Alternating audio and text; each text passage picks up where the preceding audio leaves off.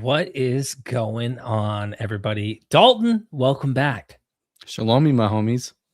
Absolutely, absolutely. We're going to have some fun today. I hope everybody's having a great day. We have obviously lots of Christians who make a lot of claims. They claim that Jesus was the Messiah.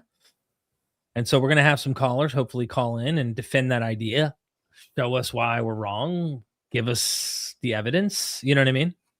Absolutely. Can't wait to see what they got to tell us. Maybe I'll be, who knows, maybe by the end of the stream, I'll be a Christian if they get good arguments for us. maybe, right? Good to see everybody in the chat. Everybody hit that like button, share this bad boy out there, drop a comment, of course, and we'll get the party started. So, Dalton, before we start, did you want to cover anything? Did you want to mention anything before we put out the fillers and let Christians be able to call in? Only that, everyone make sure you tap that screen, share the live with those you love, with those you hate, with your friends, with your enemies. Tap that screen like Jonathan wanted to tap King David. Already getting a super chat in the house. Kevin Smith says support for Dalton. Awesome. Kevin, you rock. Thank you. I think we got a member over here on MythVision 2. George, thank you so much, George, for joining, becoming a member. Really appreciate that. Look, super chats also interrupt. We take them throughout. I don't think we need to wait, Dalton. If a caller calls in, you can interrupt the caller. And at some points when a caller gets so annoying, I don't mind super chats muting really rude call-ins. Like, I know a lot of people who get annoyed. They're like, hey, I'll super chat to silence him. Here's $5. Mute him for 5 minutes. I kid you not. That's something our buddy Mega Bloodbath does on his channel as well. So thank you so much. Appreciate that, Taco, for being here. Hope you get that the channel figured out, bro. All right. I'm going to pin this on my side. Did you already pin it on yours? Pen it? I don't know what that means. Did you peg the link on your comments? Oh, yeah. Everyone's already found it. Yeah, it goes through automatically on my Discord. So you're to call in through StreamYard. Here. Where's the link to that at? It's the same link that you sent me? Yes, it is. All right. Will do. Absolutely.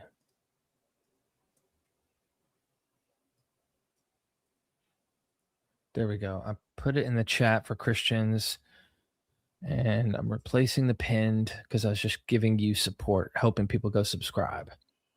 We got to get those numbers up on your YouTube channel. So while I'm pinning those, I hope people will take the time to go and subscribe to Dalton the Bible Guy on YouTube. Go be part of his community. Check him out. Great guy, and he's doing good things. All right, pin, replace pinned comment. All right, now I replaced it. So here is your YouTube channel for those who are watching on MythVision. Make sure you go subscribe to the Bible Guy. I really do appreciate you showing love to the community. And then also we have courses if you're interested in taking your learning to the next level. We have a lot of academic courses on mvp-courses.com. Check them out. My wife's working hard trying to get some scholarship in front of people's eyes. Mute the asshole just paying in advance. Kevin Smith. Oh, and also there's another one here from Victor. He's not the Messiah. He's a very naughty boy. I missed it. Sorry, Victor. I didn't see it. I was looking away from the screen and came back. That's great. That is great. Yeah, Victor. I love that movie. Old, but good. Very, very good. I love those oldies. They're the comedies from that time period. So British humor is so good. It really is. Blessed are the cheese makers. All the good little things. The Simon of Cyrene running with the cross. We're not the Judean People's Front. We're the People's Front of Judea. So good. Even the whole Jehovah, stone him, all of those episodes. Mr. Morpheus in the house. Support from my bro Dalton. Let's go. Good to see Morpheus. Absolutely. Nobody's called it yet, but it'll be cool to get a Christian who, can come on and convince us that he is the Messiah. We don't think he is. Guys, I used to be a hardcore Christian, and I wanted to convert Jewish people to Jesus. So I used to watch debates between pastors and rabbis, and well, as it turned out, the rabbis were just correct. I couldn't defeat their arguments, and I don't think any Christian is going to be able to do so today. But if you think you can, you're more than welcome to call on up and like show us that we're wrong. I would love to see that we're wrong. It's interesting you say that, because I just prepping for the show a little bit. I thought about what the Messiah is supposed to do. And one of those things is, bringing back, reuniting Israel, the 12 tribes. Oh yeah. And that hasn't happened, It has not. But the Christians, they'll tell me, well, it's in the process of happening right now, because Jewish people have, like, since 1948 have started flocking back to Israel. But guys, a prophecy is not fulfilled until it's fulfilled. Until then, the state of Israel is not the fulfillment of any prophecies. Nope, it is not. I did pin it, I believe, on my end. Yeah, should be pinned. Yep. So it's pinned on both sides. Someone was asking for the number. It is pinned in the comment section on YouTube. So if you're trying to call in, defend Jesus being the Messiah, feel free to do so. We were looking at Isaiah 53, and that's like one of the big go-tos. The crown jewel of Christian apologetics. Yes. Why do you think that is? That, it's probably because it's one of the longest passages that they quote. Most Bible prophecies that Christians quote are going to be like a verse here and a verse there, here a little, there a little. But like Isaiah 53 is like a whole chapter, and they think that it points to Jesus because, of course, also the crucifixion is like the centerpiece of Christian theology. So a prophecy about the crucifixion, is like really big deal to them. How many Christians today do you think we're going to have who are going to try to cite rabbinic literature that they don't actually believe in? I don't know. That's a good question, because I don't think that, were they quoting it last time we had this kind of call? I always get at least one caller who tries to come up and leans on the rabbis as like, well, the rabbis believed Isaiah 53 was about the Messiah, as if that, like, if I were Jewish, that might be a motivator, but I'm not Jewish. And so like what rabbis half a millennium later than the authors of Second Isaiah wrote and believed about the text of Second Isaiah is completely irrelevant to me as an individual. Yeah, I don't know. I mean, the only person I know that was really quick to use rabbinic literature is someone like Michael Brown. He tries to navigate those waters to use it to his advantage, but he's the only guy I know who tries to do that using, like, to get Jesus to be the Messiah. I have a couple of callers who attempt to do that here every now and then. Actually, I have a really funny book on my shelf somewhere. It's called The Orthodox Jewish Bible. And it's not Orthodox Jewish. It's a Christian Bible that inserts Hebrew and Yiddish slang into the text in order to make it more appealing to a Orthodox Jewish audience. And they'll also include not only references to the Hebrew Bible, but little insertions of like certain tractates from the Talmud. Okay, so you're ready. You're ready. We have a Simeon Urchin. Yeah. Is that? Yeah, just picked up a free copy of Exodus by Leon Uris. If y'all have read it, so you think it's worth the read? I've seen very, very, very mixed reviews. I haven't read that. I also haven't read this this book. Exodus Leon Uris. Yeah.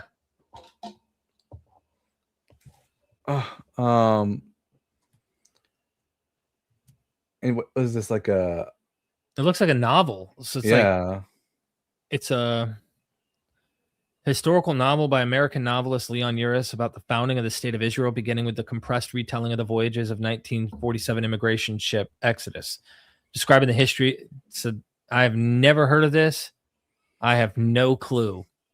If it's not about the biblical Exodus, I don't know anything about it. I'm just going to put it out there, guys. Yeah, if it's some modern kind of by the way, you got to be careful navigating those waters too. Like even like modern, no, this is what really happened. This is how it really went down in history. Or people might even just say, just read the history.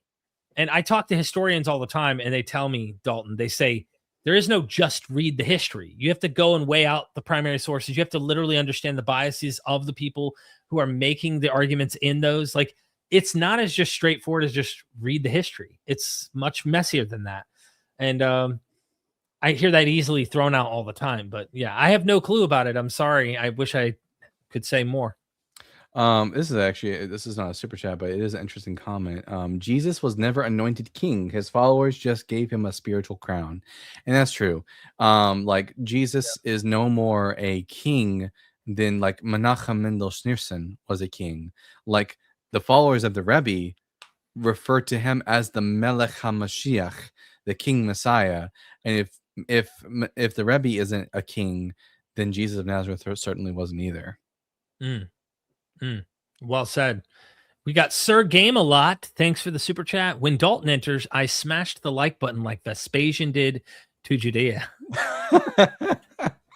Oh my God. Oh, Sir Game a lot. You are clever. Very, very clever. Thank you for the super chat. That's funny. No callers, huh?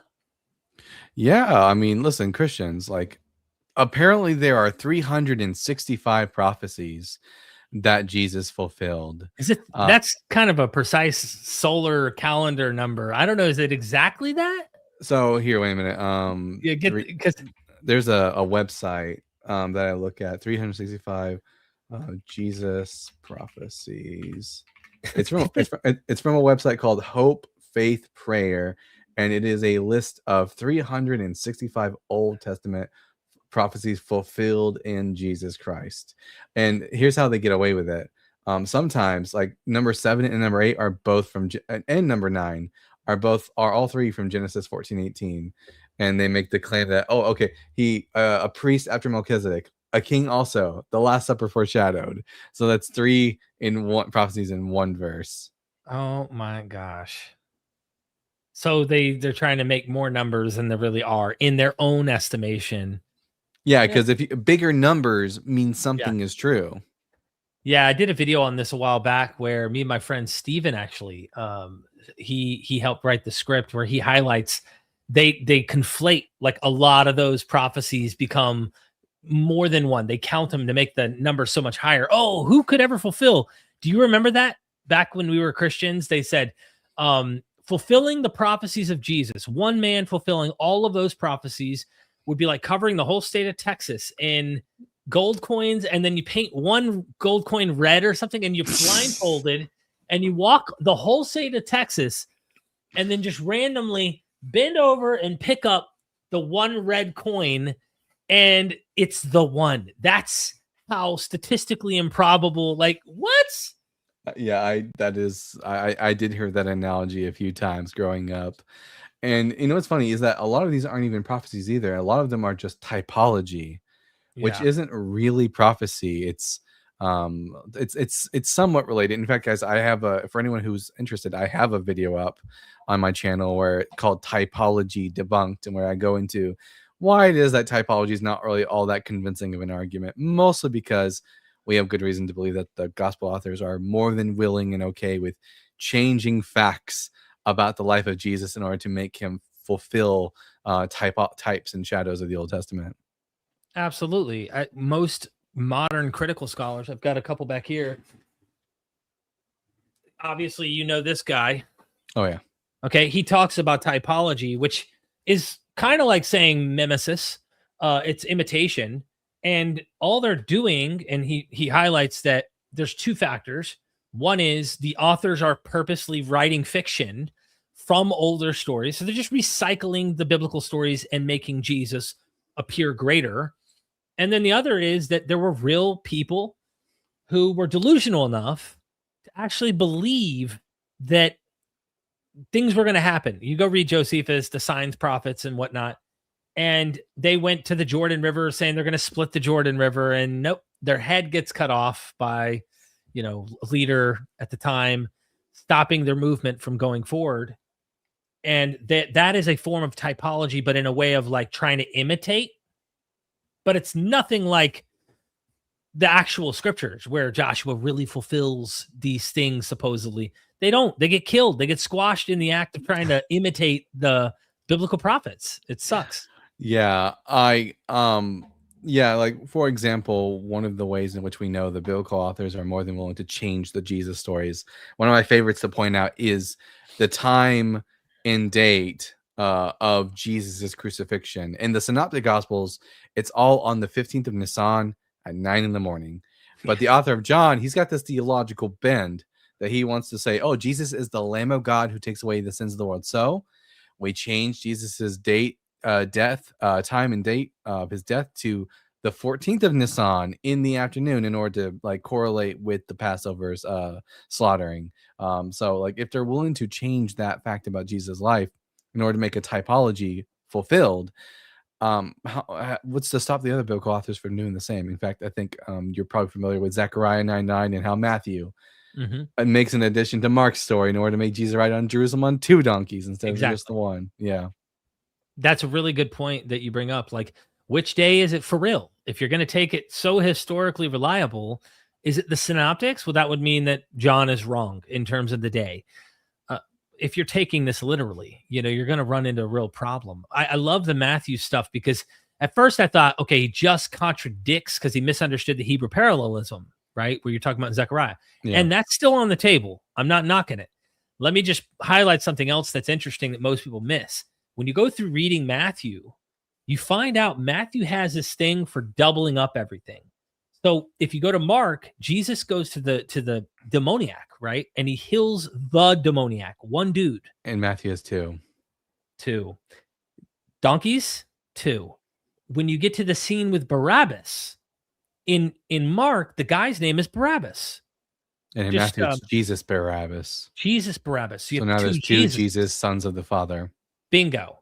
And so he doubles up what he uses often. Not always, but he doubles up a lot of things. And so Matthew's clever in adding. And then if you ask the Christians, well, how many were there for real? They just go, there were 2 all along. It's just Mark says only 1 and Luke's only mentioning 1 of the 2. Johanan in the comment section is very loud, and yet they haven't called in, which would lead me to believe that Johanan doesn't have any arguments for Jesus being the Messiah. Johanan, slave of Christ, I'm calling you out. That's my Texas. Oh my goodness. Is that it's up above. Okay.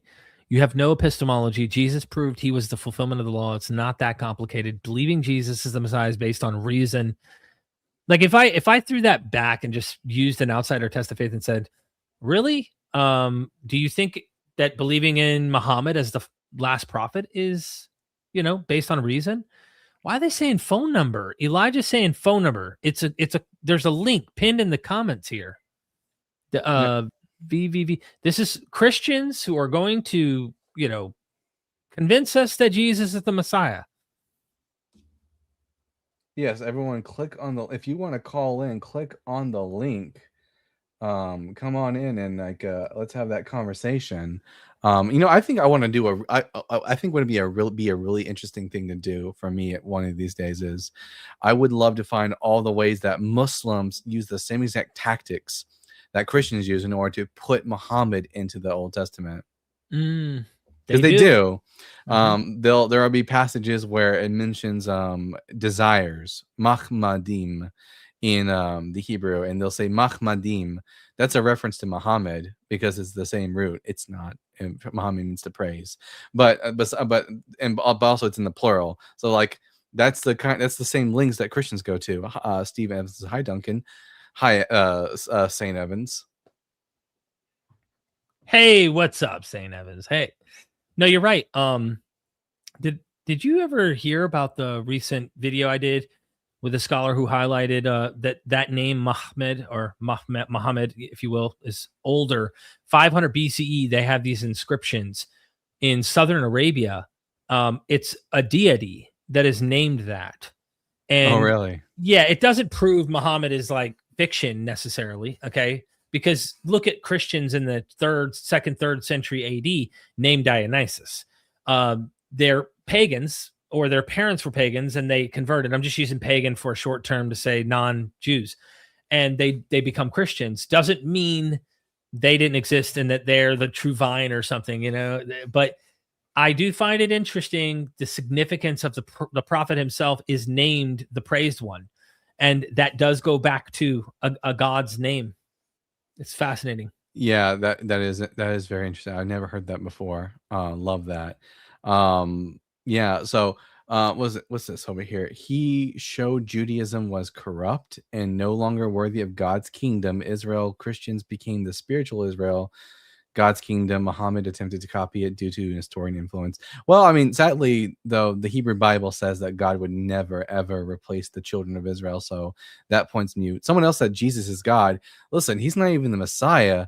If he's not the Messiah, he's certainly not God. Agree. We super duper. Got a super duper by Morpheus. Thanks so much, Morpheus. Love you, man. Please explain Isaiah 11 through 12 felled. 10 tribes disappeared, so they can't return if there's no one to return. You want to share your screen? Yeah, here. Let me. It's been so long, I forgot how to do that already. Little plus symbol in the bottom. Right. Okay, I see.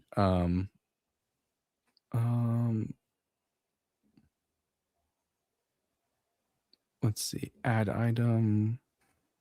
Would it be under media shot?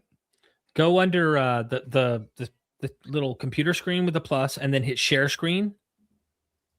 And then you'll want to go. Oh, I see. Under window. Is. Yeah. Look under window. Click on the. Yeah. There we go. All right. Fantastic. Yeah. Isaiah 11 verses what they say 11 through 12. Yes. On that day, the Lord will again raise his hand to recover the remnant that is left of his people from Assyria, from Egypt, from Pathros, from Cush, from Elam, from Shinar, from Hamath, and from the coastlands of the sea. He will raise a signal for the nations and will assemble the outcasts of Israel and gather the dispersed of Judah from the four corners of the earth. So I understand what this person is saying, that because the fact that the northern 10 tribes, they have been so heavily assimilated, there is no real way of like calling back the 10 tribes. But I guess like a Christian could just like invoke magic that, oh, God knows who's actually a descendant of those 10 tribes, so he could call back the descendants who aren't even aware of the fact that they're Israelites. So magic is the ultimate cop-out. It ends up becoming exactly that. It does. In fact, what's interesting about that is I believe it's in Ezra. I know Ezra and Nehemiah.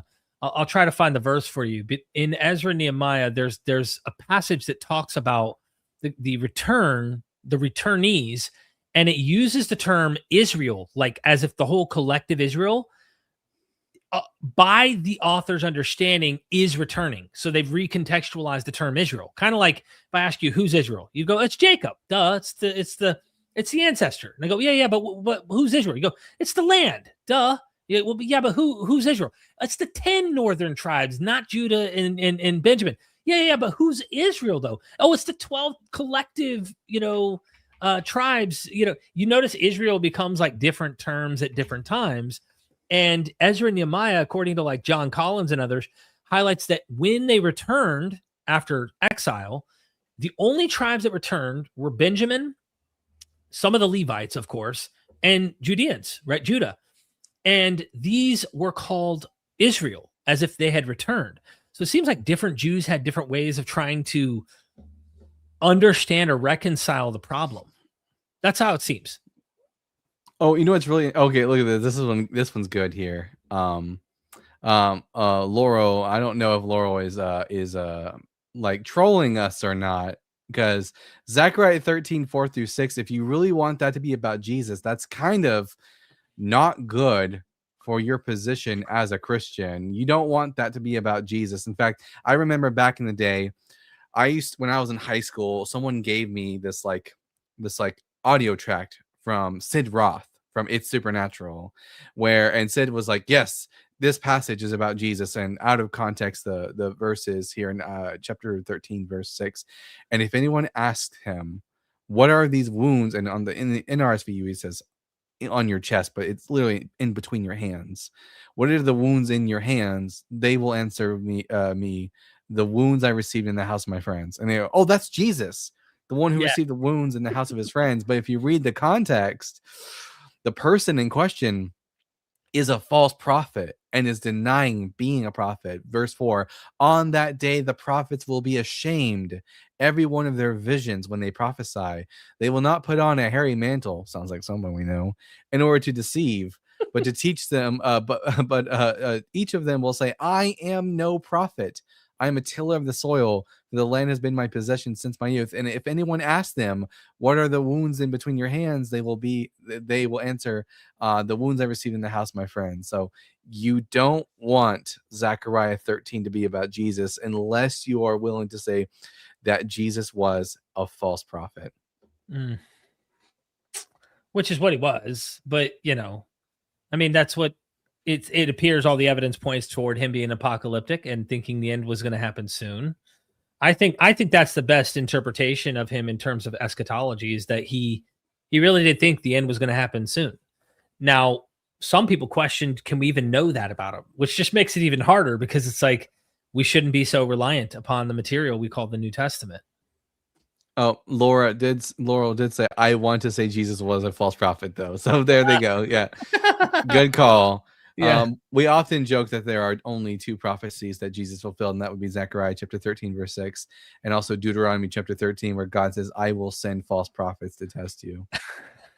Yeah. Isn't that interesting how it's almost a self-fulfilling thing? Now, we're saying that from a non-religious standpoint, but the religion itself teaches you to watch out, because there's going to be false prophets. And if false prophets or people who pretend to be prophets come up, it proves your religion.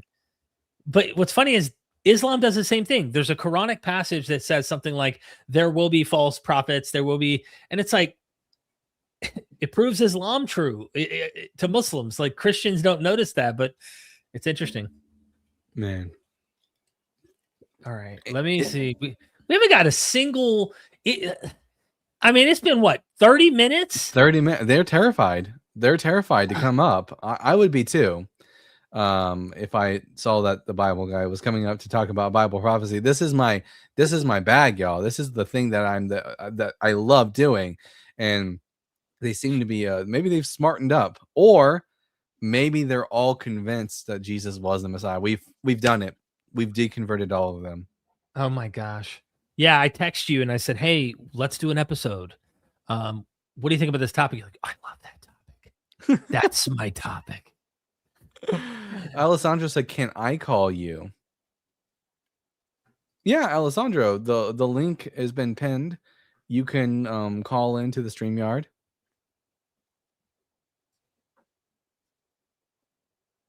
Let's see.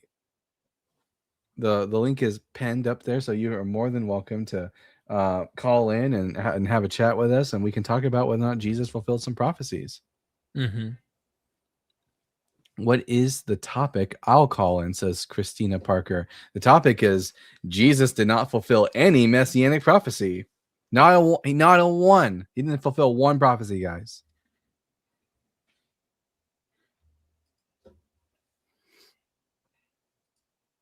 Click on Christians call. Yeah, click on the Christians call over the comment input box, Kyle. I believe the Judean people tried to sacrifice Yahshua. It's actually pronounced Yeshua with an E, not an A, to Yahweh, which stopped the end because Yahshua ran away. He survived the crucifixion and was carried away after his wife Mary and his son Judah. I think that was what they meant to say. Well, no. The Judean people did not intend for Jesus to be a sacrifice. They intended for him to be executed by the Romans. And whether or not Jesus was married to Mary Magdalene and had a son named Judah is entirely dependent on whether or not the Talpiot tomb is is true. The pronunciation Yeshua is debatable. It's not the letter. It's the shva. The shva is underneath the yud, and the shva makes a very slight e sound. It doesn't make a kamatz, an ah sound. Yeah, I would love to just be able to verify, because I'm close friends with James Tabor. And if we could get the Talpiot tomb, like get more vindication somehow that this really was the guy. Everyone's stuck with having to believe in a spiritual resurrection. I think what Paul had in mind, likely to begin with. But what would that do, to like most Christianity that they believe, how they believe? Catholics certainly couldn't cope with it because the physical resurrection is dogma. And according to Catholic theology, dogma cannot be changed. So people would probably, if they were convinced by it, would have to leave like Catholicism and Orthodoxy. But I think Christianity would live on. It would just live on in a more, well, like you said, a spiritual form. Morpheus says, MythVision podcast, why doesn't any gospel writer mention Paul or his works at all? That's a good question. I think that they don't reference Paul himself, but I do think they pull on his works. Like, for example, Paul is the first person who writes about the Last Supper event. And he says that it's something he received in a vision, so not from one of the apostles. So whoever is writing the Gospel of Mark, I think, is drawing upon that tradition from Paul's vision to create the narrative of the Last Supper. I think you're right. I think there's really good reason to think that is a visionary explanation. Some scholars do think, it's somehow handed on from the tradition, but Paul seems kind of allergic to that in the way that he presents it in Galatians 1, right? Someone said MythVision got smoked by Jay Dyer too many times. Homie didn't learn. It's interesting that they won't come on and call. And you would think Jay would come back, right, to debunk me on Bible, but their daddy doesn't want to do it, He's an ortho bro, right? Yeah. He's a precept guy. So yeah, probably doesn't know the Bible at all is the problem. Most of these Orthodox and Catholic or philosophy brothers don't know the Bible very well. It's like garlic to them. Just no, thank you. Someone said, what was this? Most biblical scholars argue for a high Christology, meaning the divinity of Christ was argued in the early church. Divinity, sure. Whether or not Jesus was Yahweh, though, no. They thought Jesus was like a divine being, just not Yahweh. Right. This is, golly, man. It's like these people know what I've been studying recently. I mean, I just talked to Steve Mason about this. And of course, James Tabor, which you brought up earlier about the Talpiot tomb, he highlights that the Philippians hymn, which Steve says in the Greek, he's like, I don't know why they call it a hymn. I mean, Paul can be poetic in the way he speaks, but it's a normal speech. And he's just simply saying that just like Adam reach out to try and become equal with God. So a lot of people interpret that Philippians 2 section as pre-existence. He says, no. He says Paul's theology it's not the pre-existent theology you find like in John as the Logos and what you find in the pastorals, but it's another Adam theology where he thought it was, reaching out to become like God. Adam did so. And of course, it's what caused all the hell that we've been in. Jesus did not think it equal to reach out, put his hand out, and try to be like God.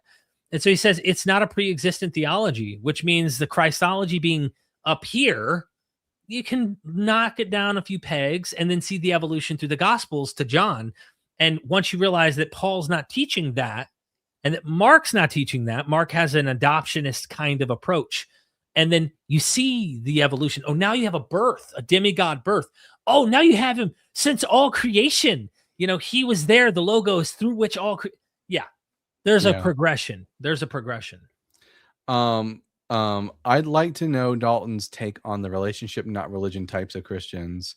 It's incredibly cringe. And I think, I don't know when this started. It must have happened sometime in like the mid 20th century. But like Christians on some level realize that there's like problems with religion and there's problem with faith. So what do? they try to redirect it. They try to say, well, it takes more faith to be an atheist because they understand that faith is bad. So they're doing they're like, trying to turn it back on us. And they also know that people don't like religion. So what do you do to make Christianity more palatable? Is you say it's not a religion, it's a relationship. But even when I was a Christian, I understood that religion versus and relationship were not mutually exclusive propositions. Even if you're a Christian, it would be, and you believe you actually had a real relationship with Jesus, which you didn't because he's dead. But if you really believe you had a relationship with Jesus, it's a relationship that's mediated through a religion. You can't get away from that fact. Yeah, I think it's more psychology. We go down that path to try and understand why people are doing that. And often their relationship with Jesus, to me, is more something internal to themselves. And what they're doing is projecting it onto Jesus. But they had it all along. That was my experience. I used to think it was all Jesus. Yeah, Jesus is the reason. And then years later, I look back and went, really? I used to say that was Jesus, but really it was just you all the time. So I think that a lot of them mean well. It depends on the person, though. This one does make me giggle a little bit, and you'll see why. That's because the Old Testament is talking about Enoch, which ends up being Megatron. That's coming to judge in the future. Megatron. Enoch became the Decepticon leader, Megatron. I think what you meant to say, Christina, was Metatron, not Megatron. Yes. Megatron's the main antagonist of the Transformers series. That's awesome. Megatron. Oh, God. Mr. Morphy says, ask Christians wherein Old Testament speaks of a second coming. Yeah. I often like to point out to the Christians that, the Hebrew Bible never once says the Messiah will have two comings. And I'm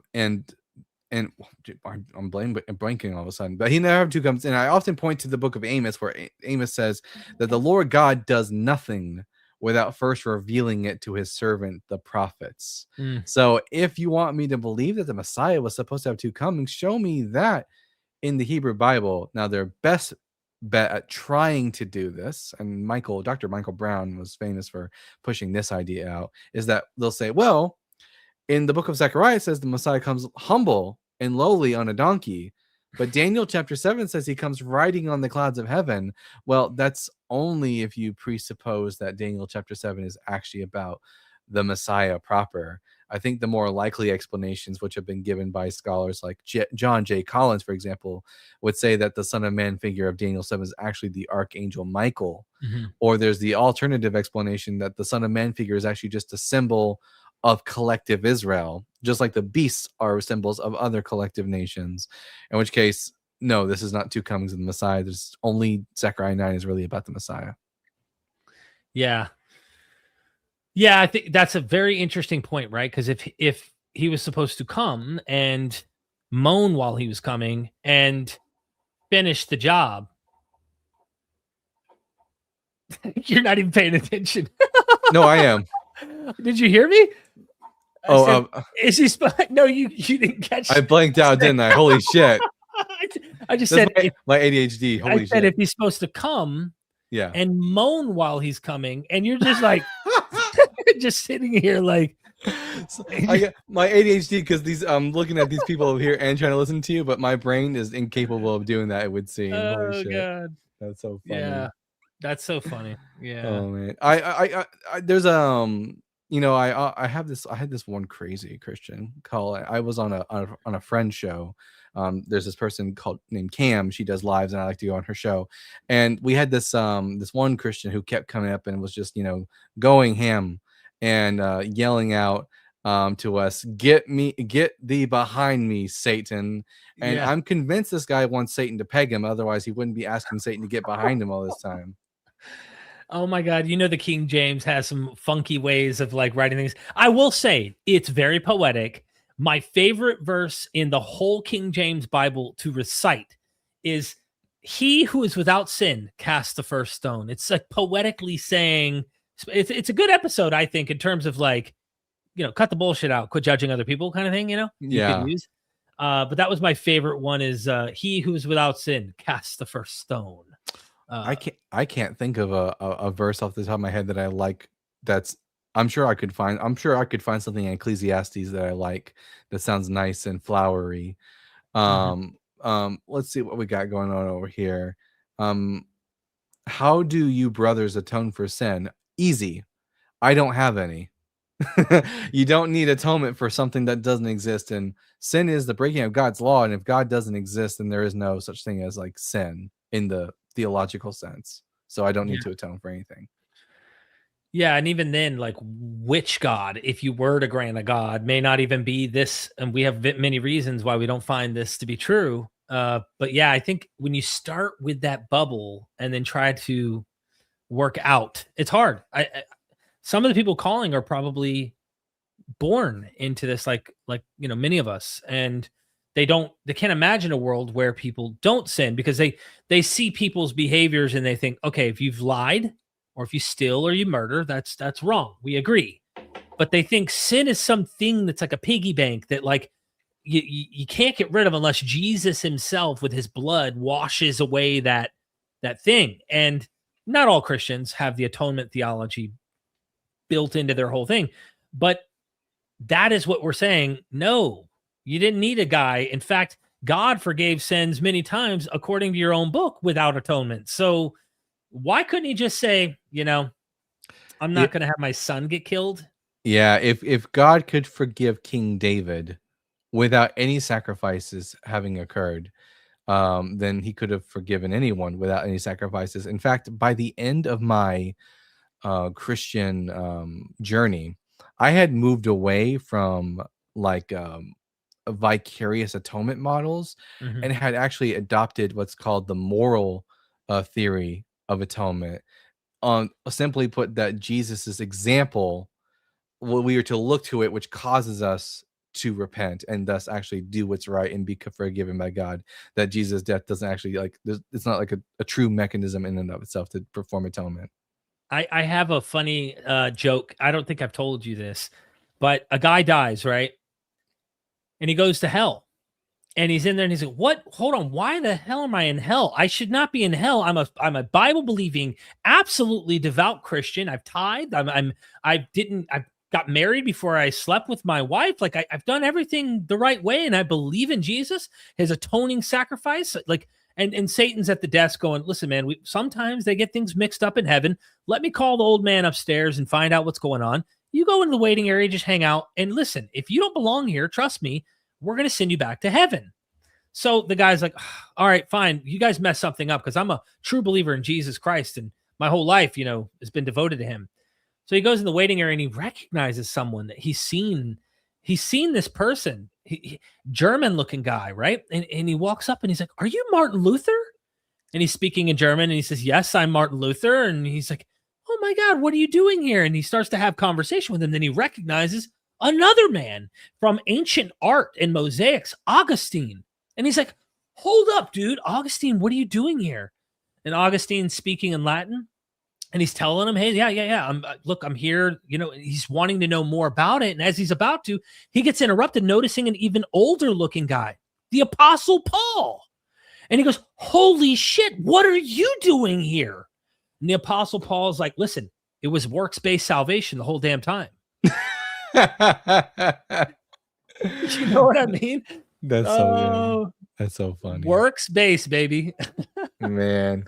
That's crazy. That's so funny.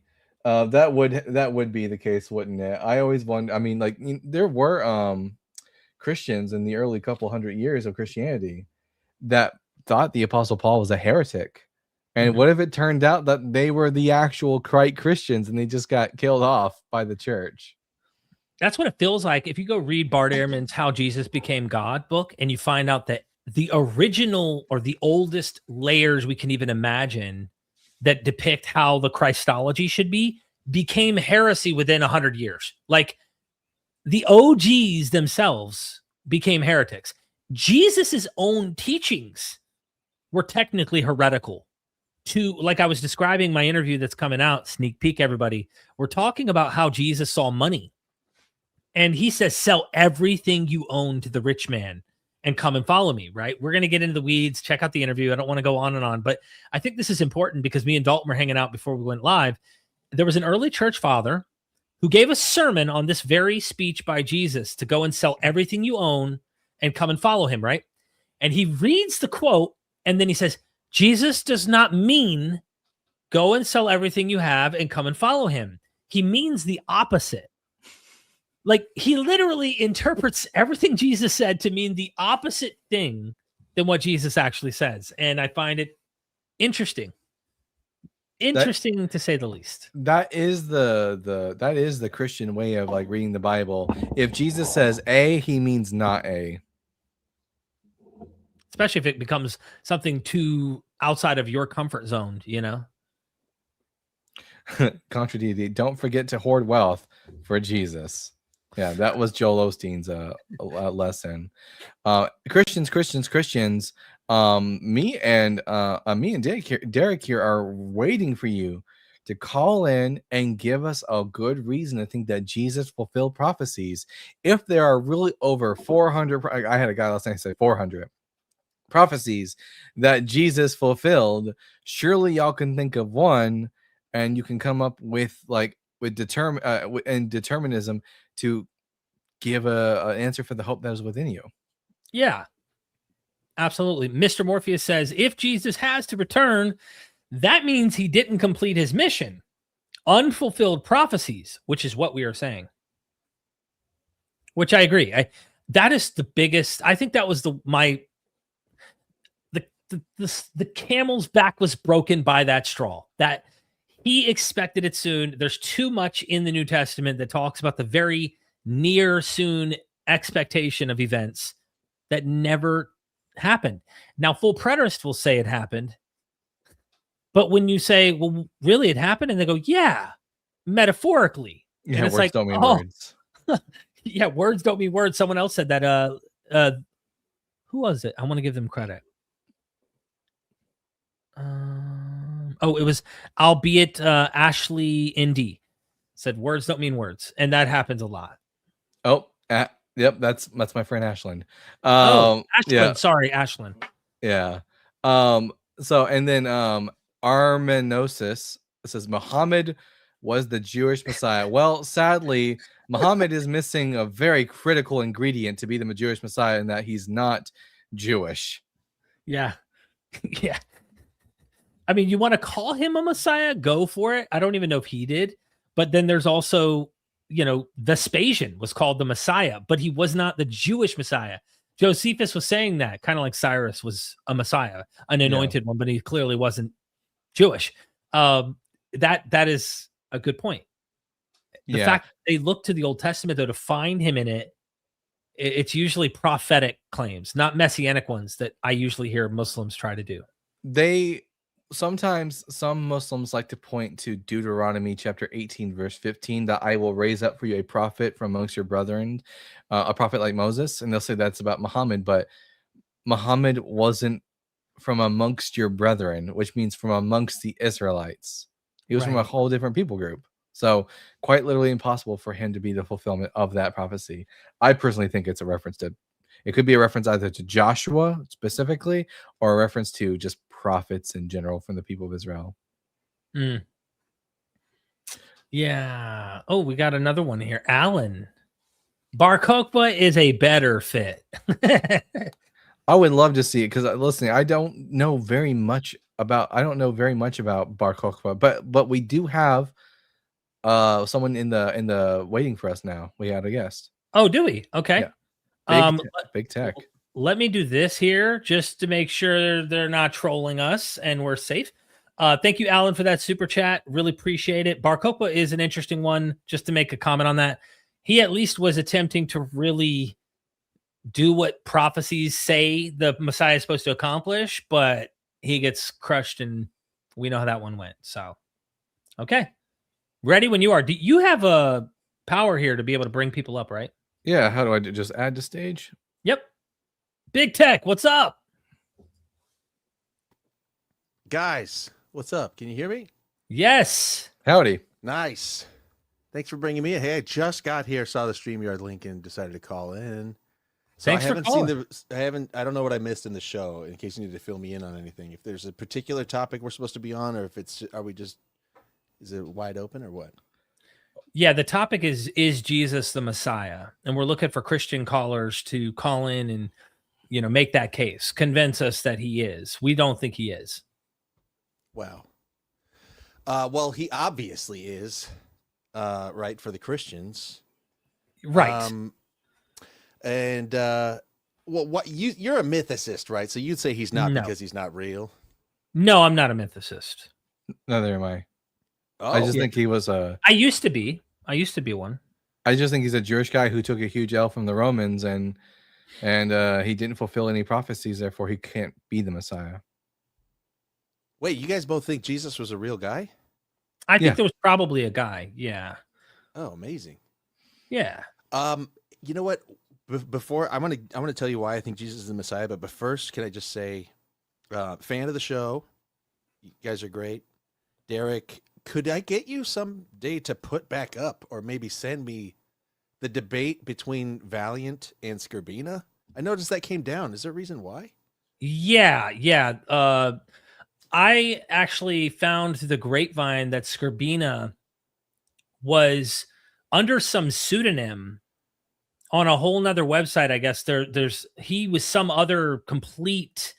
I seemed to be attached to some absolute anti-Semitic stuff going on that was online, Nazi-related material type stuff, and and I just said, okay, I'm not interested in having that on my platform. Yeah, he's a wild guy. He's into all sorts of stuff. Yeah, and I decided I wasn't going to have that on my channel, so I took it down. And I had a few other interviews with him that I decided to take down that I'm not interested in having him on. Yeah, I hadn't thought of that. Yeah, but I didn't know about it. In my opinion, was Valiant dominated in that interview. What did you think? Do you agree with that? I think overall, yeah. I mean, once I read the article too about Scorbina, then I realized really quickly what he thinks modernly. Like he's anachronistically portraying his modern views of what's going on in geopolitics back onto Paul, and thinks that that's how he best addresses, like, it's infiltrating and secretly trying to destroy the Roman Empire through some type of psyop kind of thing. And I think that he's projecting this idea onto Paul that I don't necessarily see there. But because Dalton's here and we don't want to be rude, we should stay on topic as much as possible with Jesus as the Messiah. Are you convinced he's the Messiah? Well, my view, I mean, I won't be offended if you kick me out. I have a very unorthodox view that is, I think, kind of particular to me, maybe in a handful of other people, but I believe in the supernatural. I believe actually that we are in something very much like a simulation. And I think that there are entities that people are calling interdimensional, and the other dimension is basically time. These are entities, consciousnesses, intelligence that's beyond time. And we live in something that's a singularity, that at the end of, there's a transcendence of time that allows for a feedback into the past to happen. So I know that's a lot. I just fired all that out there. But at the end of time, which we are approaching, there is basically a portal into the past for intelligence to feed back into the past of our timeline. And what happens at that point is that information gets fed back into the past to humans of the past in order to modify the timeline of the future and bring about certain events. I think that's what the Kabbalah is. That's what the ancient mystery schools were. That's what the Torah was. And then ultimately that's what Jesus was part of as well. Jesus is a mind control program inserted like a virus into the matrix of human society in order to steer humanity into the future that we are now experiencing. And for that reason, he is the Messiah. So, Jesus, the word Messiah means that you have fulfilled prophecies in the Hebrew Bible about the future king of Israel. And if Jesus doesn't do that, then all that be damned, he's not the Messiah. Well, can you tell me a prophecy he doesn't fulfill as Messiah ben Joseph? Messiah ben Joseph is not a biblical term. Ben David would be tangentially scriptural, but he doesn't bring world peace. Well, not yet, not till he comes back. Well, then I could just say the same thing about any failed Messiah. Menachem Mendel Schneerson could very well be the Messiah. He just, he'll bring world peace when he returns. Yeah. He didn't build the temple. Yeah, not yet. And he didn't gather in the lost sheep of the house of Israel.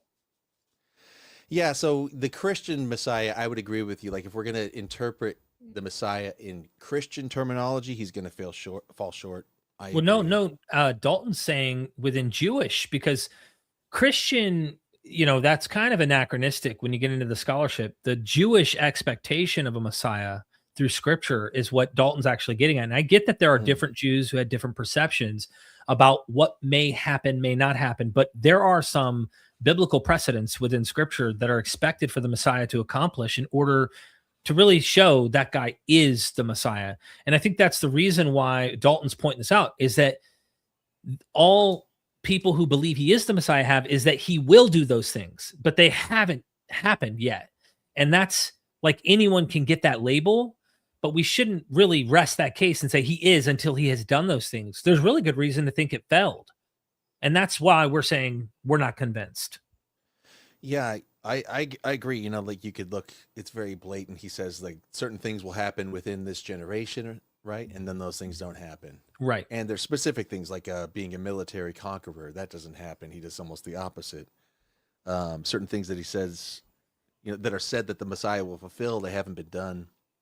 None of them. But you got to kind of like embrace the schizo pill like I have in order to see it my way, and I don't even mind being mocked for it. But if there's a let's say that there was if there was like a prophecy that there will be a guy who will get us across the sea, right? This is like a metaphor.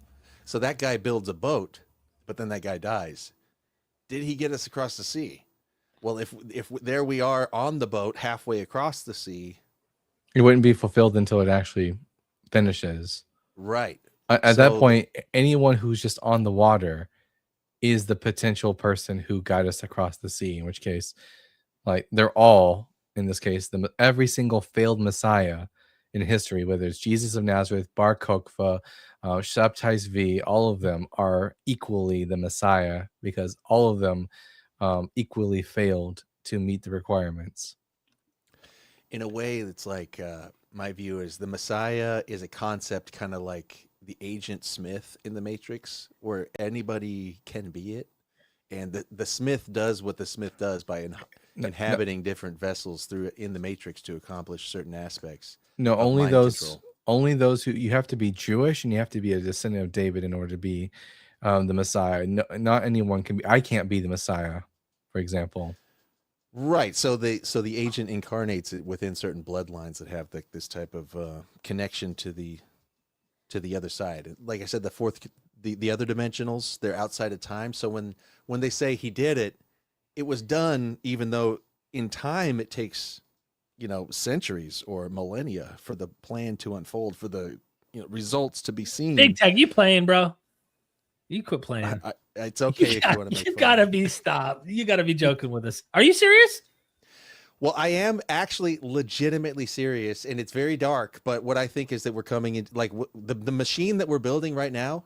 I mean, I'm literally telling you, AI and the singularity that comes after that, which is all the result of capitalism, is all the result of Jewish mysticism, infecting our world. And I'm not saying that's a bad thing. I'm saying that the Messiah is coming in the form of a machine. Have you actually read the Zohar? Because AI has nothing to do with the Kabbalah.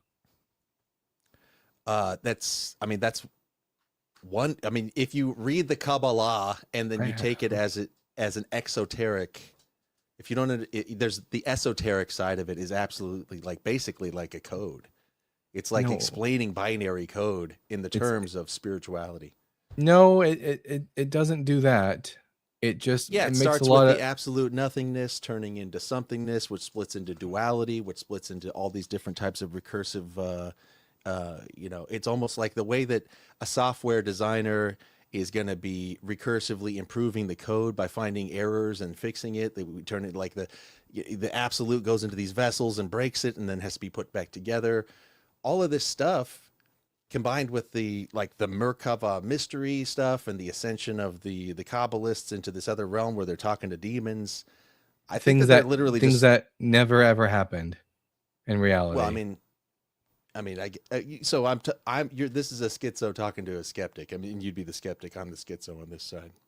But I'm saying that gentlemen, real quick, we got a Hold on, we got a super chat here real quick. I left Wade hanging far too long. Thanks for that super chat, Wade. Can't remember which, but prophecies in the New Testament weren't often real prophecies from Old Testament. Made up, of course. Matthew 1:18 through 25 and Luke 1:26 through 38, virgin birth, were taken from Septuagint translation, mistranslation. Yep. Thank you, Wade. Yes, there's all sorts of issues when you notice that the New Testament is using the Septuagint, and how they have recontextualized many of the prophecies. Paul's really good at making the prophecies mean something other than what they actually originally in their context mean. And some of them aren't even prophecies. They're just take a sentence somewhere that's relevant to the subject matter and then apply it. And thank you so much, Wade. There's some really good scholarship on that. So sorry to interrupt Big Tech, but when we get super dupers, to keep the matrix moving, we have to go to them. So absolutely. Anyways, but if Jesus didn't fulfill prophecies, he's just not the Messiah. That is the requirement to be the Messiah. You have to at least fulfill one prophecy, and Jesus didn't even fulfill one. Well, okay? So again, I agree with you. You know, I'm not going to argue with your position. From your position of an exoteric reading, right? You'd expect that this real guy did real things that fulfilled real prophecies in real time. And that's what it means to you. And if that's what all that means to you, I have to agree with you. I'm saying that there's an alternative way of looking at it. From my position, the fulfillment of the prophecy takes place over many, many centuries. This is a prophecy that's outside of time. So time is not really a factor. If the prophecy is fulfilled thousands of years later, then he did fulfill the prophecy. No, some of these prophecies are very much time bound. Like what? Like Isaiah 52 says that the Jewish people would never have the uncircumcised or the unclean come unto them again. And then only a couple hundred years later, they did. The Greeks conquered them. Okay, so he didn't well, I'm familiar with why the Jews don't believe he's the Messiah. You guys familiar with the book? I think it's like 27 Reasons Why Jews Don't Believe in Jesus. You ever read that one? No, but we are good. familiar with Jewish arguments against Jesus, and most of them are pretty valid. Yeah, that's one of them. Yeah, so they don't accept... There's a reason that there's a reason that Christianity broke and became its own religion too, and that's its own little evolutionary thought. My question is, like, I don't understand if Jesus is highly suspect of not being the Messiah. He's failed to exoterically fulfill anything. Why read into it if it does not clearly on face value give you this conclusion? Why not ditch Jesus and come up with another mystic? I mean, you have Zoroaster, why not be more like Baha'i and say, hey, there were various other sages, but Jesus doesn't compute to the system. Why use the Messianic one? Why not ditch it, Big Tech, and focus on a different character?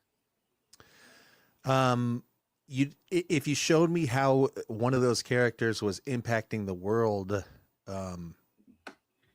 positively or even just like pragmatically or effectively toward the outcome that I see playing out, then I would be persuaded to, put more credence onto that character. So I just have to see how, like, I don't know who we're talking about, Zoroaster or Krishna or Buddha or something like that. Like, how are they leading the world toward this techno dystopia that the Jews have, ultimately, I don't mean the Jews, but I mean like capitalism and the world system of Christianity and world Jewry, like Judaism, all of these things, the Abrahamic faiths, they're leading us toward a particular set of outcomes that I see playing out that do seem to have been forecast long, long ago. Is like that what was forecast long ago? Well, the way I speak sometimes with, I got a friend named Adam King, an associate, an acquaintance on the internet. Maybe you're familiar with him. He's he's a Jewish fella. He's a Kabbalist. He's a Jew among Jews. And he tells me that his concept that he has learned, and the Jewish concept of Messiah, when he describes what that's going to be like for the world, it sounds exactly like what the Christians expect when Christ comes back and rules the world. So basically just the world under God's law, the separation of the, the sheep and the goats. The wicked will be purged. Only the Well, righteous will be here under God's law perfectly. Not exactly, because under Judaism, when the Messiah comes, he's supposed to erect a temple and reestablish the Levitical sacrificial system, and Christianity is against that idea. Again, this is all right. It's really hard to. I mean, I have to just give it to yeah. So if we're just going to do it like that, if we're going to go non-symbol, if we're going to discard all symbology, then yeah, you're right. We don't discard all symbology, but symbology is only appropriate when the text in question calls for it. Well, look, he might even agree with you that it's a literal temple, an actual blood sacrifice. Like he's all hyped on the red heifers that they just, got all approved through their purification standards and stuff like that. They're getting ready to christen the new temple. He's hyped about that. But his view of Messiah is very symbolic and spiritual. It's not even a man. When I ask him who the Messiah, he says that the Messiah is always here and always has been here. And the age of Messiah is something that's coming. And this is their understanding of it, is that when the Messiah comes, it's not even a man. Well, no, the Jewish position is that in every generation, there is an individual who has the potential to be the Messiah if we're worthy of them coming, but they will fulfill prophecies when they do come. And thus we will know they are the Messiah. Yeah. So it is a man. Well, there's differing opinions on that. That is a view within Judaism, but they don't. What's the old saying? Is it show me 2 Jewish guys and I'll give you 3 opinions or something like that? Like they don't even all agree, even with themselves, let alone other Jews necessarily. But that's kind of like what the Talmud is a lot of like reasoning and arguing and. Well, it seems you are a bit disconnected from the topic. Honestly, and that's fair. Yeah, I understand. And hey, if there's other Christians you want to bring on, that's like a going to church, believing in Jesus guy. That's not me. I don't pray to Jesus. I don't believe in Jesus as a literal being. So I'm probably not the you would the fish that you're fishing for here. You're too heretical, man. I am. I'm too heretical. No, but seriously, appreciate you calling in. We do have a caller, and I don't know what to say. Could I ask you one question before you kick me down? Yeah. For you, Derek. So do I understand right that you've ditched any form of Roman providence theory? And if I'm right about that, could you give me, like, I've been trying to grasp what is your conception of how the Gospels and Christianity came about, if it wasn't basically, like, my view is that it was Jews in Rome, like educated Roman citizens who were Jews, who invented basically Judaism 2.0, which caught on in Rome and became Christianity. What is your view of what took place, and maybe Paul, and like, why did Christianity become what it is, and how, and like, who did it and why? What's your view of that? Yeah, that's a long,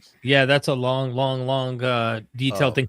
In a nutshell, I'll say I do take a ground up approach, where I think that a real ground up movement that began following another sage type apocalyptic preacher like Jesus, and fervent devout followers of his continued the movement, and through potentially experiences, I'm open to the idea that a lot of this is legend building and mythology that is recycled.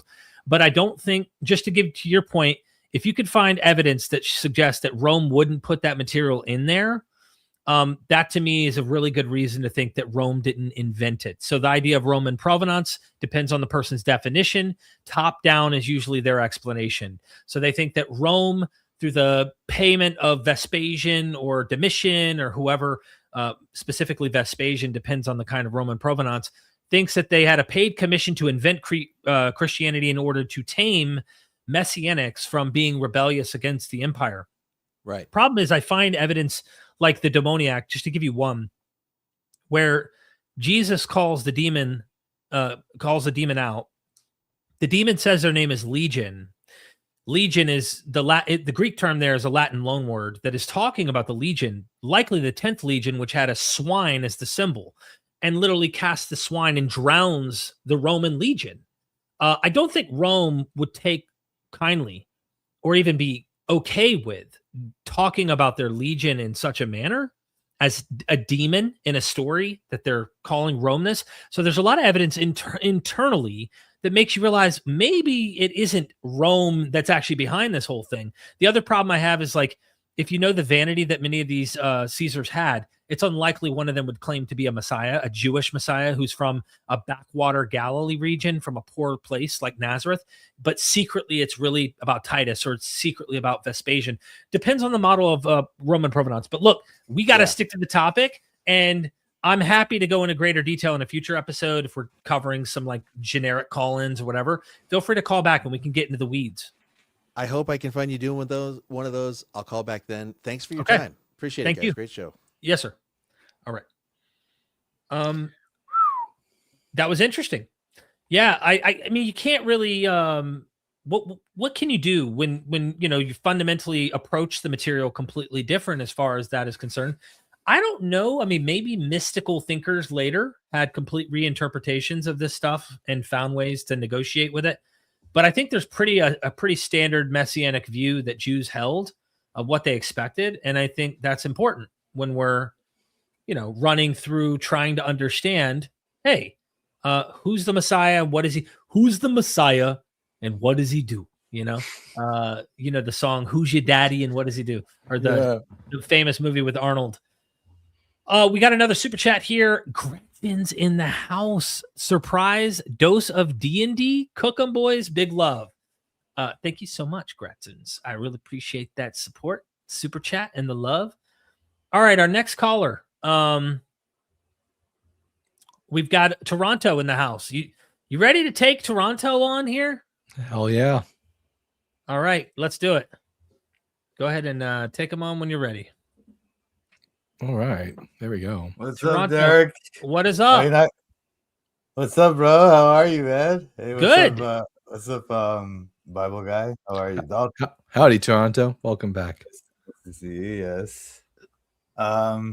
Derek, man, we gotta talk. We gotta talk about this thing with Gnostic. What's the name? Gnostic informant, dude. This guy's slandering me, dude. But we'll talk about it. I'll send you an email. Let's stay on topic. All right. Okay. Just for the sake of it. We got a super chat, by the way. You know, super chats, they interrupt us. It's not just our guests. They interrupt us. Yeah. Laura Orana, forgive me. Thank you for the super chat. The 20 bomb. Thoughts on the prophetic past tense. Was it really proposed by a medieval rabbi? Why wouldn't it be valid to apply to Isaiah 53? Are there other critiques to Isaiah 53 other than not a prophecy? I love your work, Dalton. Our earliest reference to the concept of like prophetic perfect was from the Ibn Ezra, who was a medieval rabbi. And prior to this, we don't have any references to this concept. It would seem like this is just a method for people who, you know, when prophecy fails, you have to do one or two things. You either throw out the prophecy or you renegotiate with the text.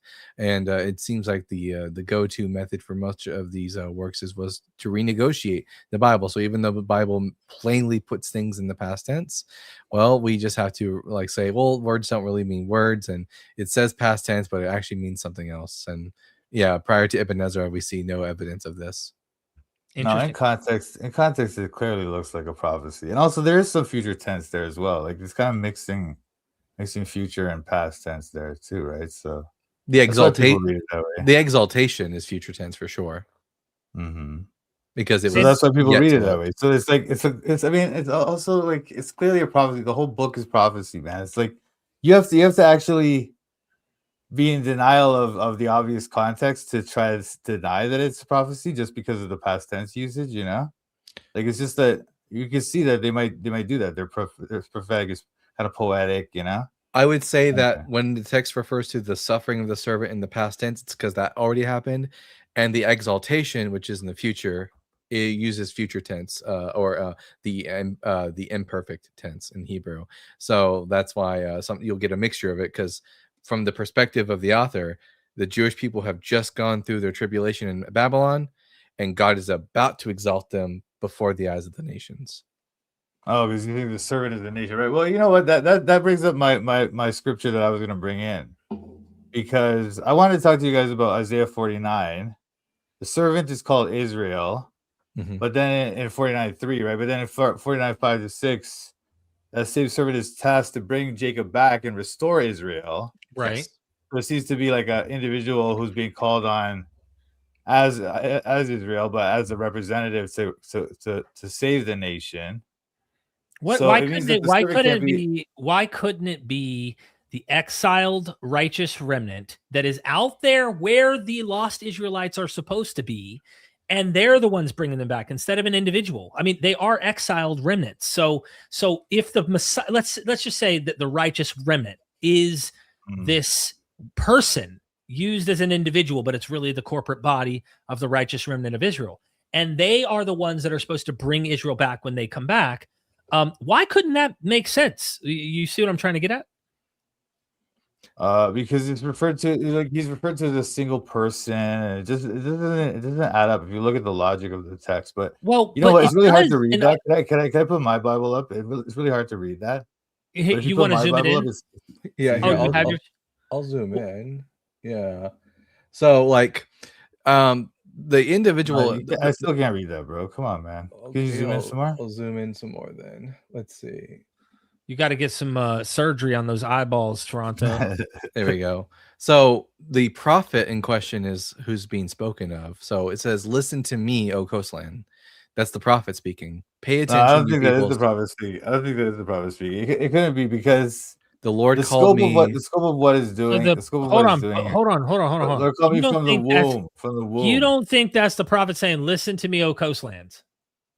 Yeah, no, of course not, because the Lord called me from the womb. The prophet's not talking. The prophet's not saying. No, the prophet's not talking here. No, this is the Messiah talking. This is the no. Messiah talking. Yeah, so we disagree. Yeah. If it was the Messiah, it would say, wait, because... Toronto, wait.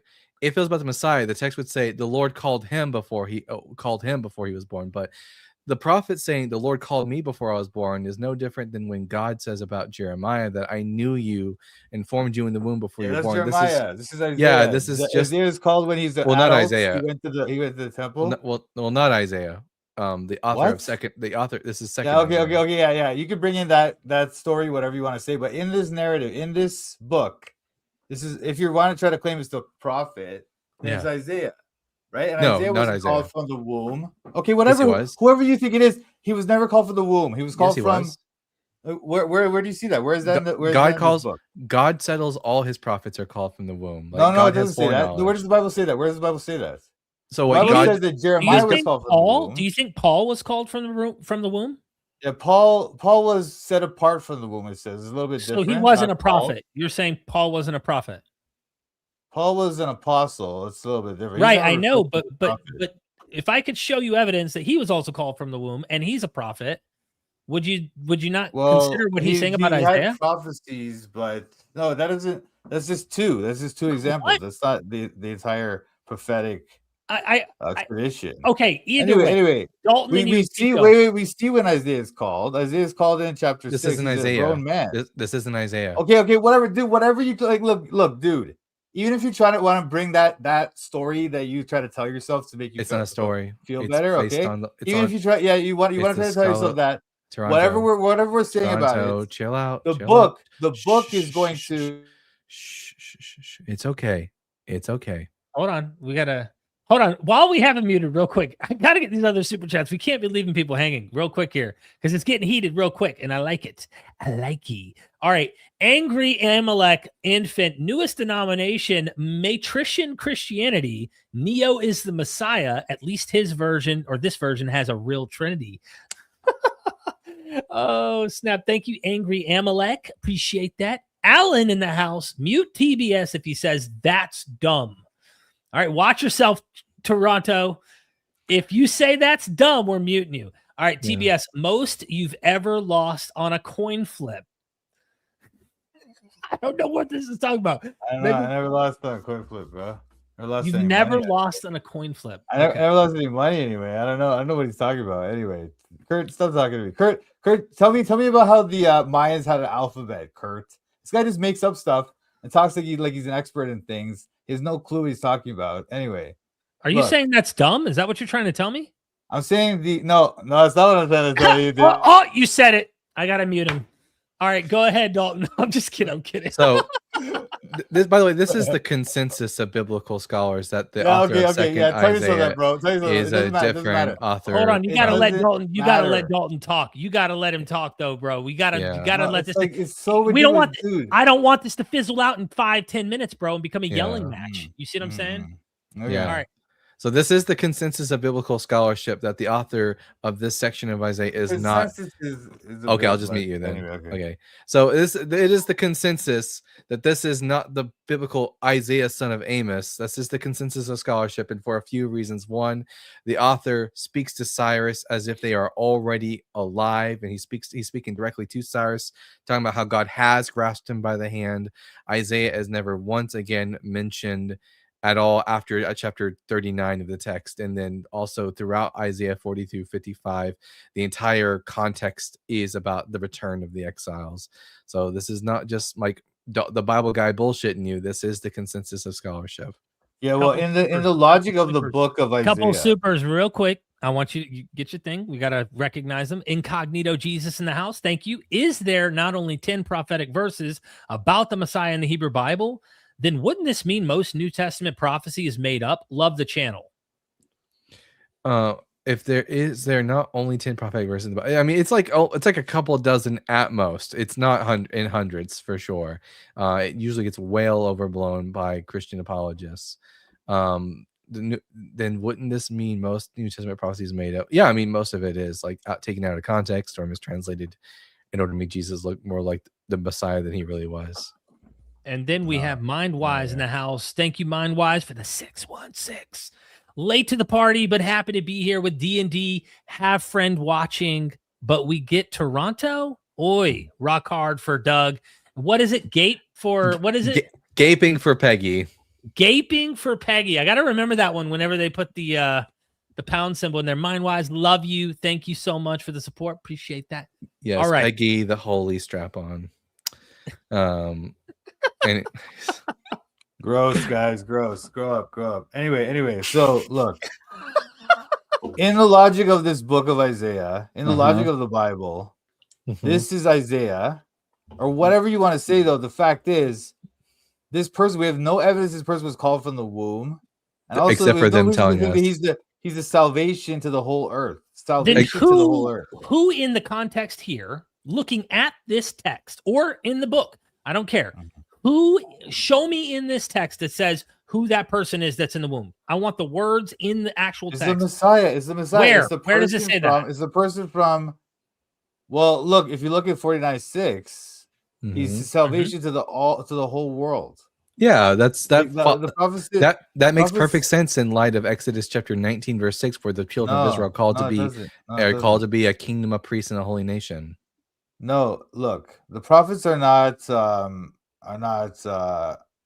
they're supposed to announce the salvation. Even if Israel was the priest in the holy nation, they're announcing the salvation. But the Messiah, do prophets not call people to repentance? Well, no, hold on a sec. Could you please not interrupt me if I have to not interrupt you?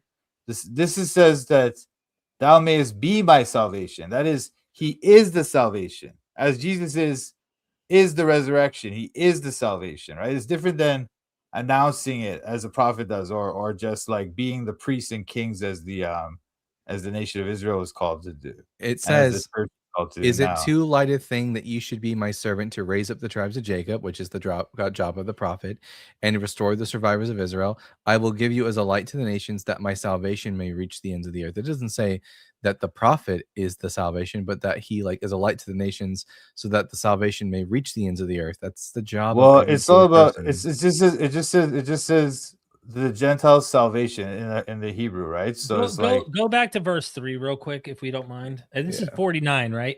Chapter 49. Yeah. I think right there. And he said to me, "You are my servant, Israel, in whom I will be glorified." Yeah. Israel's the servant. Israel is the one. So it's thou. First of all, it's thou, right? Thou, as in a single person, not ye, not like yeah. But even then, Israel is called God's wife, singular, as a corporate body in Hosea. He divorces her, individual, singular, not plural. But we like know that she's symbolic, one. man. We know that she's one. Of course, and that's what we're reading here. No, We're but reading- you're missing out the fact that like Hosea actually really did divorce his wife, or kind of like they didn't actually. Yeah, he but kind that of, was like, actually an stuck on his wife. analogy. He wanted him to go marry someone who was promiscuous to be a representative of how the nation of Israel has wandered off for false gods, according to Hosea. Mhm, So I'm looking at this and I'm saying he literally identifies who the servant is. It's Israel. 3 verses prior to the one you did. But when you look at 49:6, then it says to the servants, right, that the servant should raise up the tribes of Jacob and restore the preserved of Israel. Restore Israel. So Because it can't all be of the nation. well, no, that's because all of Israel are not equal in their like righteousness. Like you would agree that if you have all of Israel and then there's a righteous remnant, is it the job of the righteous to call their brothers and sisters back to God? Well, I don't think that's what's happening here, because the fact is, No, I didn't ask he's if you speaking think to a that's what's singular person. I didn't ask if you I think know, that's because what's you're trying to distract I- from the actual no, point of the no, logic no, of the chapter. no. I didn't ask Trying if to that's what distract you from think. it, trying to make it into another point. So that's not. I didn't ask you if that's what you think is happening here. I asked you, is it just in general? Is it the job of righteous Israelites to call their brothers and sisters back to God? I guess so. I don't know, but my Okay. point is though, that this is not what's happening here. What's happening here is one person is being asked to restore the nation. Then I'll just say it's the prophet. It's just the prophet then. I know, but the prophet is not the salvation. He's going to be called to be he's the not salvation. the salvation. No, he's Also, not. he's called from the womb. No, he's called So to be a two light things. to the He's nations. called from the womb. No, to be my salvation. To be, okay. You're That trying my to say salvation may reach in the your ends of the earth. translation.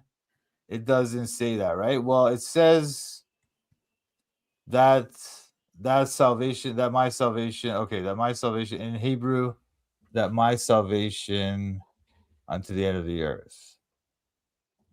For a light to the nations, that my salvation be. Well, even that unto the end of the earth. How's Isaiah supposed to do that? Or any prophet? Again, not Isaiah, but also again, you have to remember that Derek and I, we're not Jewish, we're not Christians, we're not obligated to believe that if a prophecy is given in the Bible, then it must be fulfilled. This is just the prophet relating what they believe, the messages that they have received from God. Mm-hmm. Real quick, Dr. Romanat in the house. Thank you for the super chat. Here's the logic, Toronto. Called from the womb in Isaiah 49 legitimates a people after failure. Paul uses the same trope to pre-legitimate himself. Retroactive versus preemptive authorization. What kind of like ridiculous connection is that to draw? Like what do you Paul? even? He just made the thing he just said about the Israel thing is just made up. He just made it up, and then he's trying to say, "Oh, Paul does the same thing." Well, why should I think that? Like neither of those things is established anywhere else in the text. He just literally just made up a theory about why that says that. Who made up what theory? His theory that it's about like legitimating Israel or whatever that is. Whatever his theory is. That is the consensus of the scholarship, that this is about the Israelites as they are leaving the exile, because that's literally the theme. Like from the get-go, Isaiah chapter 40, it starts with the prophet talking about how the highway will be opened in the desert so that the Israelites can return to the Holy Land. That's the whole theme of this section of Isaiah. Not about that. That's not it is about that. That's about. It's not about John the Baptist. John the Baptist. Yeah, no, it's not. Why should I think it's about Israel? Like it's about the text doesn't even say that. When did Isaiah? Don't go there. Let's just say here 49. I don't want to go to every other verse. Toronto. 49. When did Isaiah live? 707, like seven something BC. I'm not trying to like gotcha on the exact date. I'm saying ancient times, right? Way back here, the prophet is around, right? Yeah. So you have I think it's, if I'm not mistaken, during the Babylonian period, right around the Babylonian period. Well, before that, but yeah. But you have this guy way back here. He's dealing with issues that are happening with God, Israel exiled. Assyria did it to the north. You have Babylon that ends up doing it to the south. He's dealing with circumstances in his own life. If we just take at face value that this guy named Isaiah, who calls himself a prophet, is under real trauma about what's happened in his real life. I know you can do dual fulfillment stuff all you want, but how come you can't at least grant what's right in front of people's eyes that we're looking at the page going, Isaiah's talking about stuff in his time about shit that's going on back then. And then go in there and say, hey, down the line, there's going to be a future thing that's going to double fulfill. You're not even granting an initial fulfillment back here. Most Christians at least try to do a double. I don't think 40 is a double fulfillment. Is it really? What people say about it? I don't think if you want to say it's about John the Baptist, then you have to say it's double fulfillment because the primary meaning of the text is about the return of the exiles. No, it isn't. No, it isn't. It's not. Comfort my people, says your God. Speak tenderly to Jerusalem and cry to her that she has served her term, that her penalty is paid. She has received from the Lord's hand double for all her sins. What is that a reference to? Yeah, well, people will try to say that that's reference to them paying their debt in the Exodus, but in the exile. People say, or you think that? What do you think that's saying? No, I don't think that's about that. I think it's about like the whole, like after when the church is forgiven, it's about like the church. Yeah, this is about like how the church is going to be forgiven and Well, no, because the forgiveness that the church receives happens at the crucifixion, which takes place temporally after John the Baptist is crying out in the desert. But here, God says that they have received from the Lord. They've already received the penalty. And now a voice cries out in the wilderness, prepare the way of the Lord, make straight in the desert a highway for our God. Okay, fine. Okay, double fulfillment, fine. Let's go back to 49, man. That's where I wanted to stick. Hey, real quick. Jump around all over the place. Super chat. Simeon Nurchin, thank you so much for the super chat. Yes, the perfect comeback argument. Nuh-uh. Thank you so much, Simeon. What's this guy trying to say? What's this guy trying to say, dude? Like this, like listen. Toronto, they're talking about you going nuh-uh. That's not what I'm saying. Nuh-uh. That's not what I'm doing. I'm actually presenting another argument, a better argument. Anyway. Okay, Mr. Morpheus says, ask, is there anything we can present that can make you change your mind? If the answer is no, then it's a waste of time talking. I can say the same thing to you, Morpheus. Morpheus, is there anything I can present to you that would cause you to believe that Isaiah is actually a prophet and Jesus is a real? Yeah, if you could show that, if it could show me a passage where it's explicitly about the King of Israel and uses future tense. And you can demonstrate that Jesus did that thing. That would be convincing. Like, what a ridiculous! Like, that's like the kind of Hold on, did you say that was dumb? No, it's like no. You just said it's ridiculous. His request for ridiculous is synonymous with dumb. No, ridiculous is not. It's not that. It can be in context. And by the way, it's supposed to be that's the word. It's not. It's not like Anyway. But Toronto, you asked me. You said that that was the same for me. That there isn't that I would just say no, but I didn't just say no. I gave you a criteria by which you could. No, what you gave me is the criteria that's like unreasonable. It's kind of like no, it's not unreasonable because there are actual real prophecies in the Hebrew Bible that mentions a king and uses future tense. Mm-hmm. So why do they all have to do that? Like I don't understand. What are you saying? I mean, there are prophecies about a king. If you want me to think, why aren't they about the Messiah? Yes, if you want me to think that a passage is about the Messiah, who is the King of Israel, the text must contain themes and references to a king. Well, anyway, let's go back to the future. Isaiah 49. Isaiah 49. You cannot explain. You cannot explain Isaiah 49. Thank you for the super chat, Alan. This is asserting that you accept Isaiah as a different author? No, they do not. No, I didn't. Of course not. Anyway, he's trying to say that Dalton's trying to say that that you can explain this as a prophet, but you're just asserting stuff. If I write a letter to you, and I use first person. If I write a letter to you, and I use first person pronouns, the person that I'm writing about is myself. And when it's not a letter, it's a prophecy. Also, where's Isaiah ever? Where's the prophet ever referred to as Israel? Where's that ever? Here in Isaiah. Well, wait. Is the prophet here? Right here. Right here. Is the prophet not here, dude? Is the prophet of all prophets besides Balaam, of course? Are all the prophets of Israel not members of the people of Israel?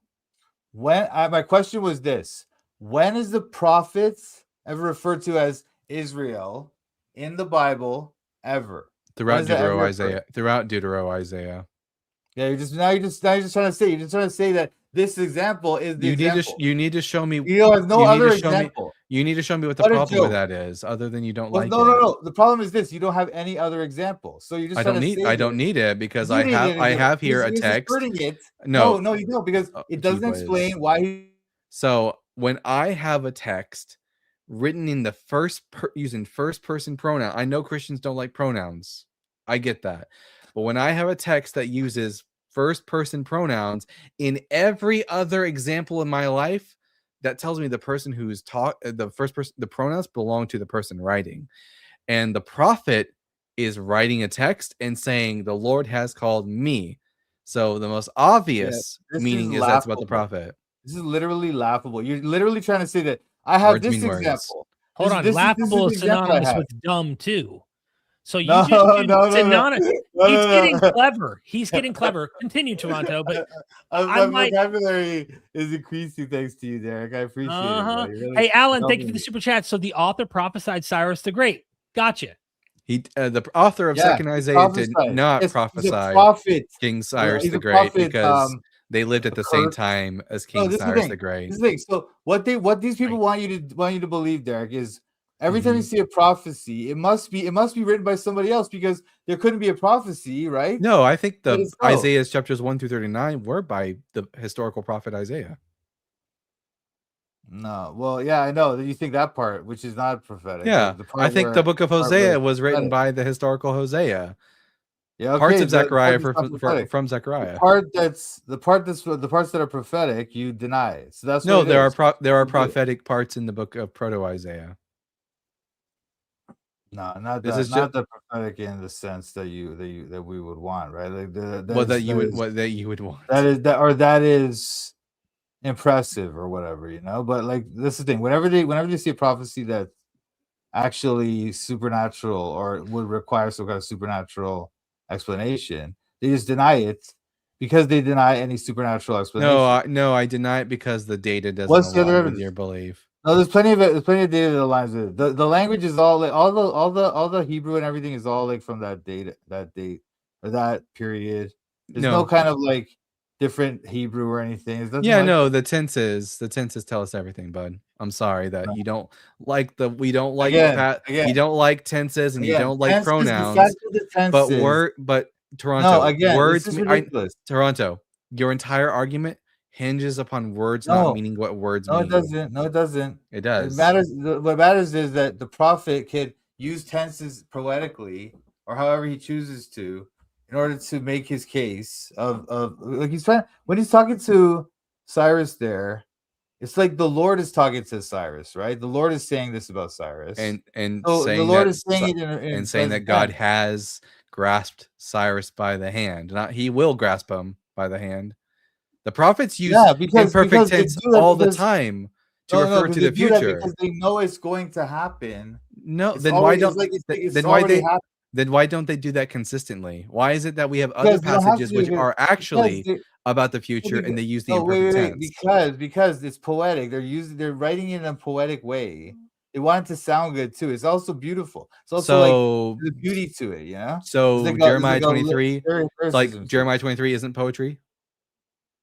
No, Jeremiah, he just didn't choose to do it that way. It's a narrative choice that each prophet chooses to do. It's their own choice. It seems like it's prophetic perfect when it's convenient to the Christian argument. No, again, you're just asserting that, like, it's just ludicrous, man. Ludicrous. I just don't. No, Toronto. The thing is, I just don't give the Bible special. I don't give the Bible. No, you did. There'll be no more of this speaking over each other. I'm done with it. So. I just don't treat the Bible special. I treat it the way I treat every other work from the ancient Near East. And if I wouldn't allow for this idea in other literature, I'm not going to allow for it in the Hebrew Bible, Toronto. You're never going to get me to not treat words what they mean. I'm not trying to get you to do that. I was just talking about Isaiah 49, where it says that the prophet is. Or sorry, it's not talking about the prophet. It's talking about the person, the Israel person, The prophet. is called from the womb. Uh-huh. Also, the salvation to all nations, which is Uh-huh. not a The prophetic prophet, which is the prophet. not prophetic, Yeah. not prophetic calling. No, they announced the salvation. They're not the salvation. And also, I got a the fact that problem the though, prophet Toronto. is I the other haven't thing. spoke a lot. I haven't spoke a lot. I think this is my problem, right? I want to look at this text. I want to literally try to work with you here, okay? Because we have a conclusion, you have a conclusion. But if we're looking at this text, and I say, hold on, I was in my mother's womb, he named me. Who is that? You have to show me in the text. You say it's the Messiah. Well, look. If you look at, for example, Derek, look at Isaiah chapter 9, verse 6, I believe it is, or Isaiah. Oh yeah, 7, about Hezekiah. We have this discussion. No, I see what he's trying to do. See what he's trying to do. Well, I get So why Hezekiah is not referred to as the everlasting father. Neither is the Prince of child of Peace. Isaiah. Why? Yes, he is. Yes, he is. He's literally referred to that way. He's literally referred to that way. Actually, His name is I would Derek, actually agree. Derek, I his would actually name agree named in with the the womb. I would actually agree with the translation of the New Jewish Publication Society translation, which would render Just this not as, just interrupting. and his name will be. Well, I'm trying to look. I'm supposed to answer Derek's question, and you just have to stick your nose in because you want to try to derail the obvious fact that your argument is failed, dude. It hasn't failed. You can Also, keep by the way, Derek, declaring you that say it's failed dumb? doesn't make Derek it fail. Listen, Derek asked me a question. Let me answer Derek's question, okay? The question was, Derek, why should this person say that he was named from the womb? Well, in Isaiah, we do see that the Messiah is named from the womb, okay? He's named Emmanuel. He's named the Prince of Peace. He's named the Everlasting Father, the Almighty God. The Almighty God. Is Hezekiah called the Almighty God? No. What Hezekiah is called is the mighty God is planning wonder, the eternal Father, a peaceable ruler. It's not describing the child as being the Almighty God. It's describing what the Almighty God. What the scholars are jokes. He's destroying. The scholars are jokes. Oh, the scholars. Wait, can you wait? I'm destroying the Hebrew here. I want you to. Yeah, I want you to read. I want you to read the Hebrew for me, bud. I'm gonna pull up the Hebrew. And I'm gonna put in my Bible, man. Look, Derek, put in my Bible, man. This is ridiculous. No. We're gonna look at the we're gonna look at the Hebrew, and you're gonna read the Hebrew. I have the Hebrew. I have the Hebrew here, dude. What a joke. Yeah, here I'm pulling up right now. Read to me. Just read the Hebrew to us. Read the Hebrew. I can't even read. I can't even see that, man. Hold on a second. Let me see. Okay. Here, let's Kayeled. What is it? Kayeled. I don't know. I'm not that good at Hebrew. The point is, though, what's your argument as to why this is describing? All it's telling us is Kiyeled yulad lanu, for unto us a child has been born, past tense. Ben nitan lanu, a son has been given to us. V'tehi misra al shechmu, and the government should be upon his shoulders. V'yikra shemo, and the name by which he'll be called. And then we have a string of appellatives. Pele yoetz el gibor aviad sar shalom.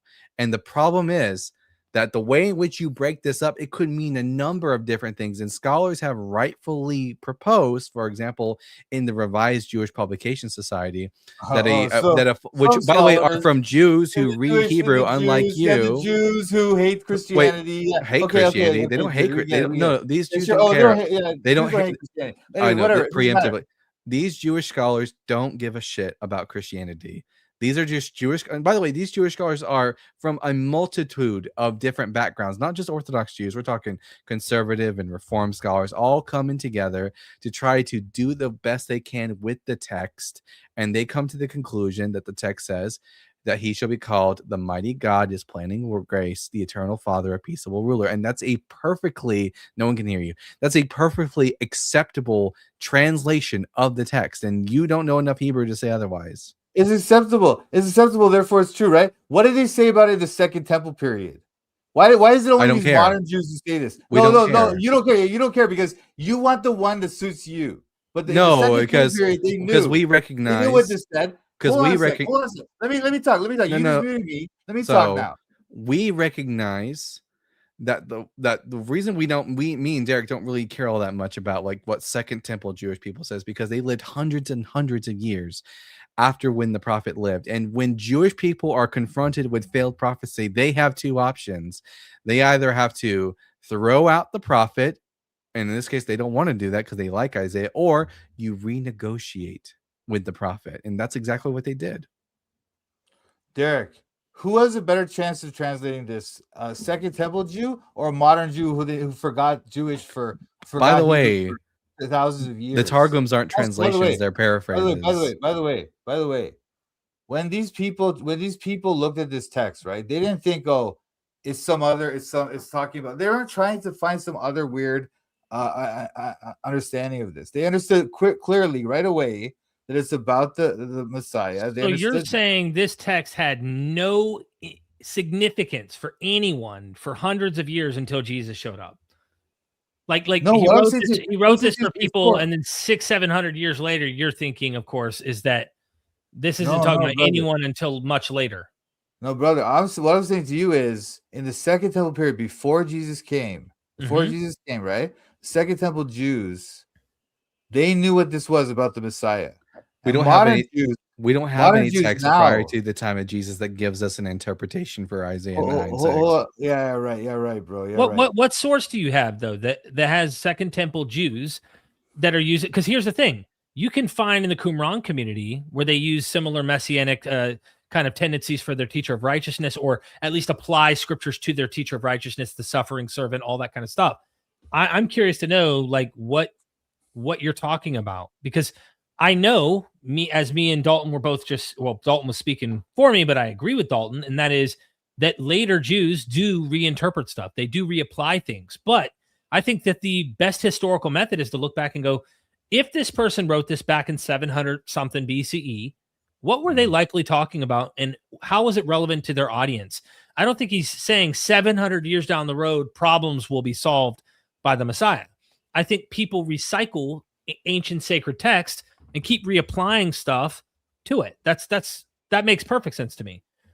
I mean, it makes perfect sense. Even then they had this concept of the dual prophecy. So I do agree that, like, for example, when it says the Lord will give you a sign in Isaiah 7, that it is about like a child in their time, like probably the prophet's son. But then there's the true, like the kind of antitype of that prophecy is Jesus, that's what's going on there. But in the Targum, it talked about when was the Targum written? Was it written before Jesus or after? It's after Jesus, but still it's coming from, even you look, remember last time I was here, you were trying to say that this stuff from like the from the Mishnah and stuff were basically quotes from Jesus's time. Well, why can't this be basically the Targum dates to the 2nd century CE? It's not Mishnaic. It's not Mishnaic. Yeah, I know, but you were trying to say that the Mishnah was from 2nd century BC. The portions where they quote individuals from the 1st century go back to the 1st century. Like, yeah, they're quoting them, but we don't have actual quotes. We don't know what they actually said. It's just rewritten. Yeah, but Jonathan ben Uziel didn't live during the time of Jesus. Yeah, but the fact is, they rewrite this. They honestly, even them after Jesus, they understood it as a messianic thing. So nowadays, Jews are trying to say that it's not messianic. Real quick, Doc Pluromanaut, thanks for the super chat. Dead Sea Scrolls preserve Isaiah, but don't apply chapter 9 to a future crucified Messiah. No Pesher, no commentary doing that move. Self-owned? What is this guy trying to say, dude?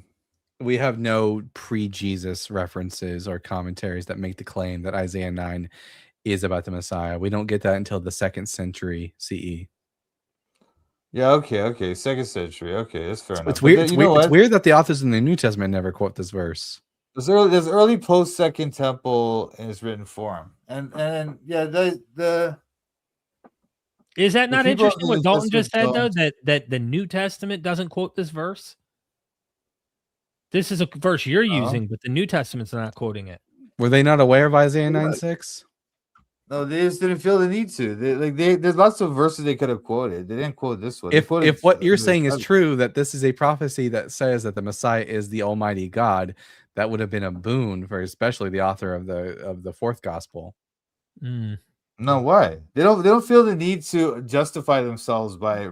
They do it all the time. Matthew definitely feels the need to justify his position. You feel the need to read it that way because that's what you think. That's how you think they think. No. Toronto, no. We don't feel like we need to read it anyway. It feels like Christians today, such as yourself, are putting that interpretation on Isaiah 9, and we're reading it going, no, there's another way that scholars have been looking at this, and it's not the interpretation that this is talking about Jesus. You're saying it is. It's not a consensus among scholars, by the way. You keep saying consensus. It's not a consensus. It's maybe it's a majority or something, but not the. What is the majority? Consensus. That's a consensus. Consensus doesn't mean everyone. No. I know. I understand. What the hell did you just do, bro? Consensus, though. Do you not understand the difference between consensus and majority? And also, I'm not saying they're not the same. They're not the same at all. Consensus does not mean everyone believes a thing. If there's a sizable, I know. I didn't say that. However, if there's a sizable minority which is in opposition, that would not be a consensus of scholars, and we don't have that. And also, look, I don't know. I wanted to stay at 49. Really wanted to stay at 49. But what was the other thing you were saying about it? It was so ridiculous. Like, you had to yeah. You couldn't find a quote where the prophet is referred to as Israel. Yeah, Isaiah 49. Oh, this example. This is the example. Yeah, you can't find another example. Yeah, so because but here's the problem. Here's the problem, Toronto. You're never ever going to be able to convince me this is about Jesus unless you change. Unless you want. The only way you can do that is by having me throw out the meaning of words. I can't. No. It's not about throwing out the meaning of words. It is because that's my entire reason for rejecting your position. No, it's not. It is. You're ignoring the genre. You're ignoring the style. I'm not ignoring the genre. The genre is prophecy. The genre clearly uses that. I don't think it does clearly use that. That's just a claim. No, it isn't. They use it all the time. It's in all the prophets. I deny that. Every single prophet does that. He's denying the obvious genre. It's not obvious. It's not obvious. Again, it is obvious. If you were Toronto. If you were, like, for example, let's say you were dropped onto an island and you had perfect knowledge of the Hebrew language and you opened up the Hebrew Bible, you would not come to this conclusion. You would just read the text for what it plainly says. The only reason that you think it's obvious is because you begin with the position that this is about Jesus, and therefore it can't, even though the text says it's past tense, that it must mean something it doesn't say. That's it. Real quick, Side Hustle Logistics 400. Thank you for the super chat. Really appreciate it. Keep hustling. We love you. Thank you. Sorry. No, nobody. No, it's okay. Sorry. No reasonable person would read this like that. If I had perfect knowledge of Hebrew on an island, I was reading this, and I read the whole book of Isaiah. And I understood that he's mounting prophecies. He tells us for 1 to 39, he's talking about their misadventures in Israel, and then from 40 on, he starts talking about something different. Clearly, so it's talking about this future return and all this stuff. Well, then I would definitely see that there's a future prophecy going on here. Also, after having read the rest of the Old Testament, but if you didn't start with the belief in Jesus and you saw that the author was using first-person pronouns in the perfect tense to describe these actions, you would believe what I'm believing. No, I wouldn't. Again, without believing in Jesus, just reading that book of Isaiah, right? Or reading the Old Testament and reading up to Isaiah. Then I know there's prophets. I know that there's a prophet to come. I know that there's like this notion of a greater prophet in the future. Are you able to make an argument for the prophetic perfect without like presupposing Christianity? Are you able to make that argument from the text? No, without presupposing, yes. Just because knowing that they have prophets, knowing that they believe in prophecy, knowing that as you're reading this book, that there's prophecies going on in this book, that the prophet is making prophetic claims about the future. And then when we read this type of thing, yes, the perfect, we could see that he's probably talking about the future. That's why people have been No, why, assuming this why would you Middle think Ages. no? Why would you think that? Because we've already seen that they're prophesying. We already see that there's this notion of prophets. But prophets don't just talk about the future, do they? They also talk about things that are happening in their time and things that have happened. And if you don't repent, this is what will happen. No, because again, when you say you come to the Cyrus thing, right? Cyrus is going to save the people. Well, the people haven't even been captured yet in Isaiah, right? So it's like, no, they have. What is going on here? No, they have. Again, you're doing this again. We're talking about me reading it on an island. We're not talking about your weird theories about. So you're saying Isaiah. forget the text critical approach. You're saying pretend Well, Isaiah, all of Isaiah wrote in the 7th century, 8th century BC. No, what I'm saying, that's what I do. Yes, that's what I believe. But I'm just saying, look, I'm a person on an island with the Bible, with a perfect knowledge of Hebrew, reading the Hebrew Bible, right? When I come to Isaiah, knowing that they have prophets, they have prophecies, they have this element in their culture already, in their understanding of the world, and reading Isaiah, reading up to 39, understanding that he's already spoken that they're going to be taken away and stuff, but that hasn't happened. Then in 40, things change. Things change all of a sudden.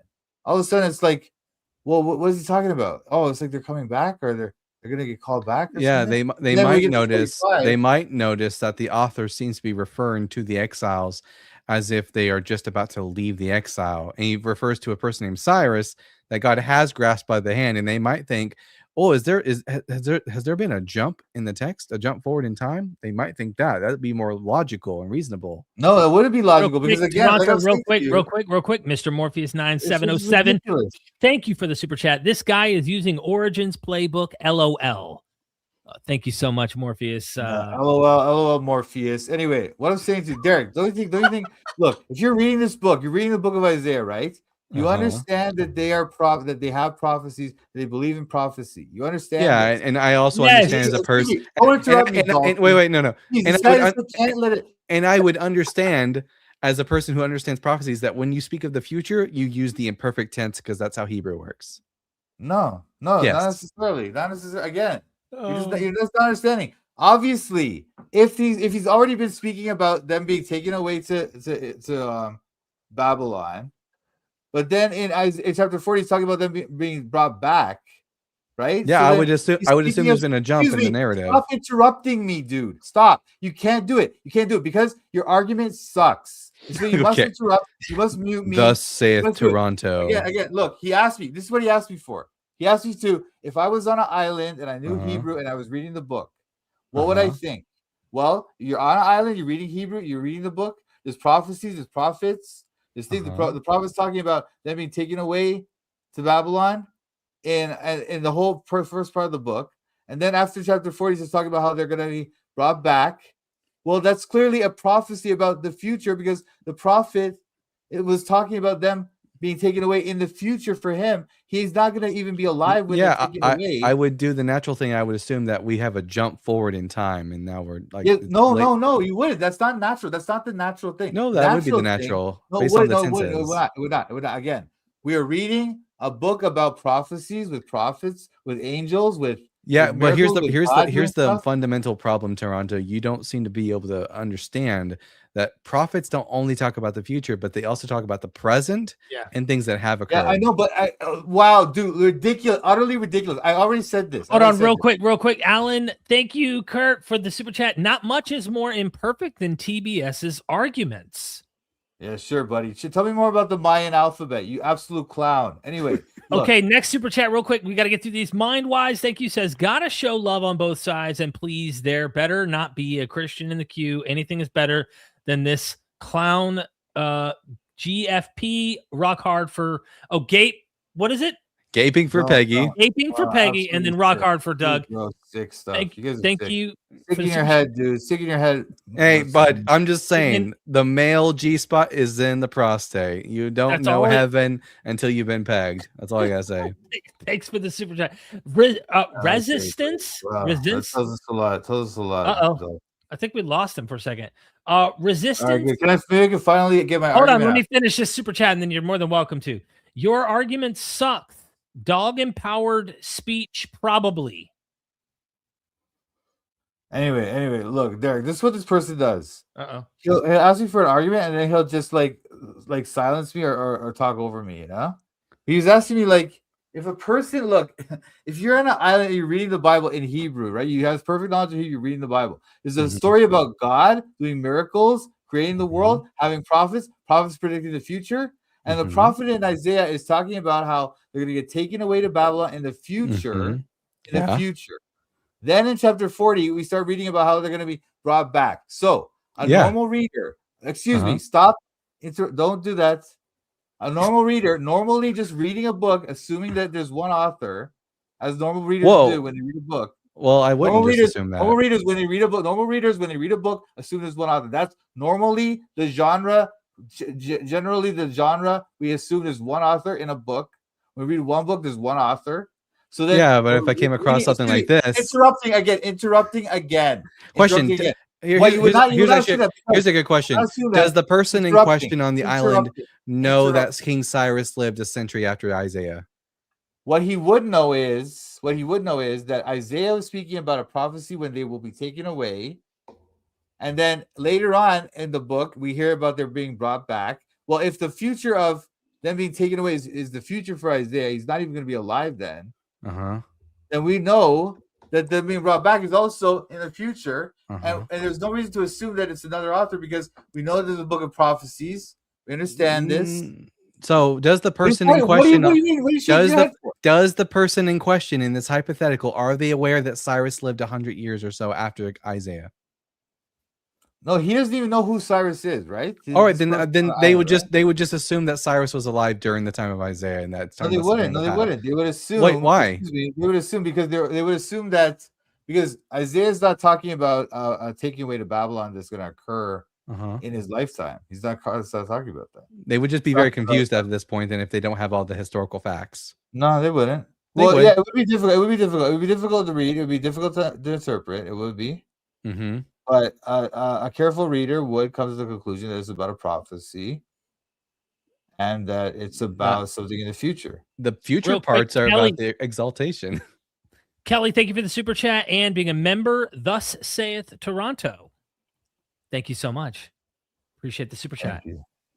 Yeah, Dalton, it seems like you're saying the fact that we have Cyrus explicitly named in the text, like explicitly the name of the guy, is a red flag that usually people who are approaching material, who are studying this, would say, hey, that's a cue that they wrote this at the time or after the time a guy really named Cyrus would exist. Instead, usually prophecies that I know of, that I hear people try to make predictions of the future, don't really name the guy or girl. They vaguely do Nostradamus kind of stuff, like down the line in the future, the Lord will bless an anointed man. He will be born from a woman and he will have, but they don't go like, hey, Bobby Joe riding in his Camaro, or like hyper. It's even worse than that, because it's like the prophet is speaking to Bobby Joe. It says, Bobby Joe, God has been with you. He has gone before you and he has grasped you by the hand. I wouldn't assume that that's something that's going to happen in the future. Oh, we got more. There's no reason to assume that. Resistance, thank you. Chrissy's are thin-skinned and lack social skills. They just want to preach and ramble without interruption. Yawn. Thank you for the super chat, Resistance. Any comment on that? Well, I would just like to be able to make my argument without being interrupted, and that's what. Okay. So I'm just going with the super chats. Interrupt us too. I interrupted Dalton a minute ago. We gotta take the super chats. You know this. You know how. I'm okay with the super chats. I'm okay with it. Melandinas says, "Is he drunk? Are you drunk?" Is the question. No, they always ask you that. I don't know. I guess I just talk like that. I don't know what my problem is, but okay. I guess they just have that thing. And scared of werewolves, super chat. Thank you so much. A clown house would be more appropriate in Toronto's backyard rather than a cross. Okay, buddy. What is it? Are you just trying to criticize my argument, or are they just going to insult me personally? It's ridiculous how you guys have no actual I've been doing enough criticizing. No. Your argument is terrible. It's absolutely terrible. Oh, the only time we ever see a prophet referred to as Israel is here. Therefore, this is all we need. Yeah, because that's how. There's no other example. No, it's not how words work. I'll be right back, guys. Yeah. All right. Bear with me. I got to use the restroom. Well, good. That's okay. Yeah, I mean, listen, Anyway, bud. dude, it's When ridiculous, when bro. I It's see ridiculous. first person pronouns in every other instance in my life, I assume that the speaker is the one who's like referring to themselves. No, because that's because you're not trying to take this genre seriously. There is I do that take it. I think I take it more seriously Excuse than me, you excuse me. do. Stop interrupting me, dude. Stop Where interrupting. where in the The text fact does that you it have to interrupt indicate? me, the Where fact in the that you have text? to interrupt me. Where in the text? Where in the text does does it indicate that a where in the text does it indicate for us that the speaker is a future individual? Where does it say that? That would be how I would find out if it's about the Messiah listen, speaking. dude. The fact that you have to interrupt me before I can even finish my statements shows that your argument is weak. Where? You have no argument. I'm would you not like crying. would you like a No, bottle? you don't. I don't interrupt you. I don't interrupt you. Would you mind answering my question? No, you answer my question. Look, when was a prophet ever referred to as Israel? Isaiah 49. Never. Yeah, Isaiah exactly. 49. See? Exactly. Yeah, that's only example you have. that's the is only the reason one you don't example like that's that is suggested. because of You your have to- theological it's called begging the question. presuppositions. You're begging the question. You are begging the The argument is question. garbage. No, you're The the only one. thing- You're the the one. only thi- You have okay, not wait a minute. shown a single. The only thing I've done in this conversation is assume that words mean what words mean. But we do have a super chat here from @Steve Watson. All the Tanakh / Septuagint is post 270 BC.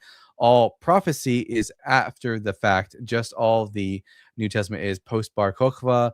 We know this because GMK maps too well on that war, and Daniel prophecy is crap. I don't necessarily agree with that. I think that Proto-Isaiah was written during the 7th century BCE, and that we do have works that precede 270 BC. So I'll say that. Anyways, so we just don't start with your theological assumptions, and I just start with the assumption that words mean what they mean. Look, you know what? You guys are just like you're not serious, man. I'm super serious. I just don't think you're very serious. No, I'm very serious. You guys are a joke. You guys take yourself. You definitely take yourself seriously. I'll give you that. No example. I've given you an example. Isaiah, no example when Isaiah. I have. Or any prophecy, any prophet referred to as Israel for this. I have Isaiah 49. Exactly. The one in question is the only one you have. So it's called begging the question. That is what. It's not begging the question. Yes, I'm not begging. No, begging. Exactly what do you think begging the question is? What do you think begging the question is? That your own conclusion in the argument. No, I demonstrate my conclusion based on the data in the text. No, there's no reason to do it. Again, as I showed you in Isaiah 49, it talks about him being called from the womb. We have no evidence Isaiah was called from the womb. Well, it's not about Isaiah. No evidence Isaiah is being called to be the salvation. If I tell you some fact about myself, is that evidence that I at least believe that about myself? No, again, you're just asserting this. You're asserting. No, that was an assertion. That was Toronto. That wasn't Toronto. That was an assertion. That was a Toronto. That wasn't an assertion. That was a question. If I write you a letter, I'll just mute you if I have to. If I write you a letter and I say in the letter that God has called me before I was born, would you at least believe that I believe that God called me before I was born? No, I wouldn't, because Isaiah was called when he's an adult. But that's not Isaiah. Again, this is so ridiculous. So ridiculous. Right. He's trying to say, see what he's trying to say? Oh, Isaiah said he was called from the womb. Isaiah said he was called from the womb. Did we get these? Isaiah. I read that. Did we get all of them? We got one that just showed up. Did you get the Steve Watson one? I got the Steve Watson one. I didn't get this one. Oh, you did. What about the Derek? Look, I'm gonna dip, man. Look, Derek. This thing with Gnostic informant, I'm gonna make a video and show you how this person lied on me and try to say I was lying. He's the one who's lying. Okay, I will prove it. I've done proved it already. I'm gonna post the link and I'll tag you. All right, later. Bye. All right. Have a good one, Toronto.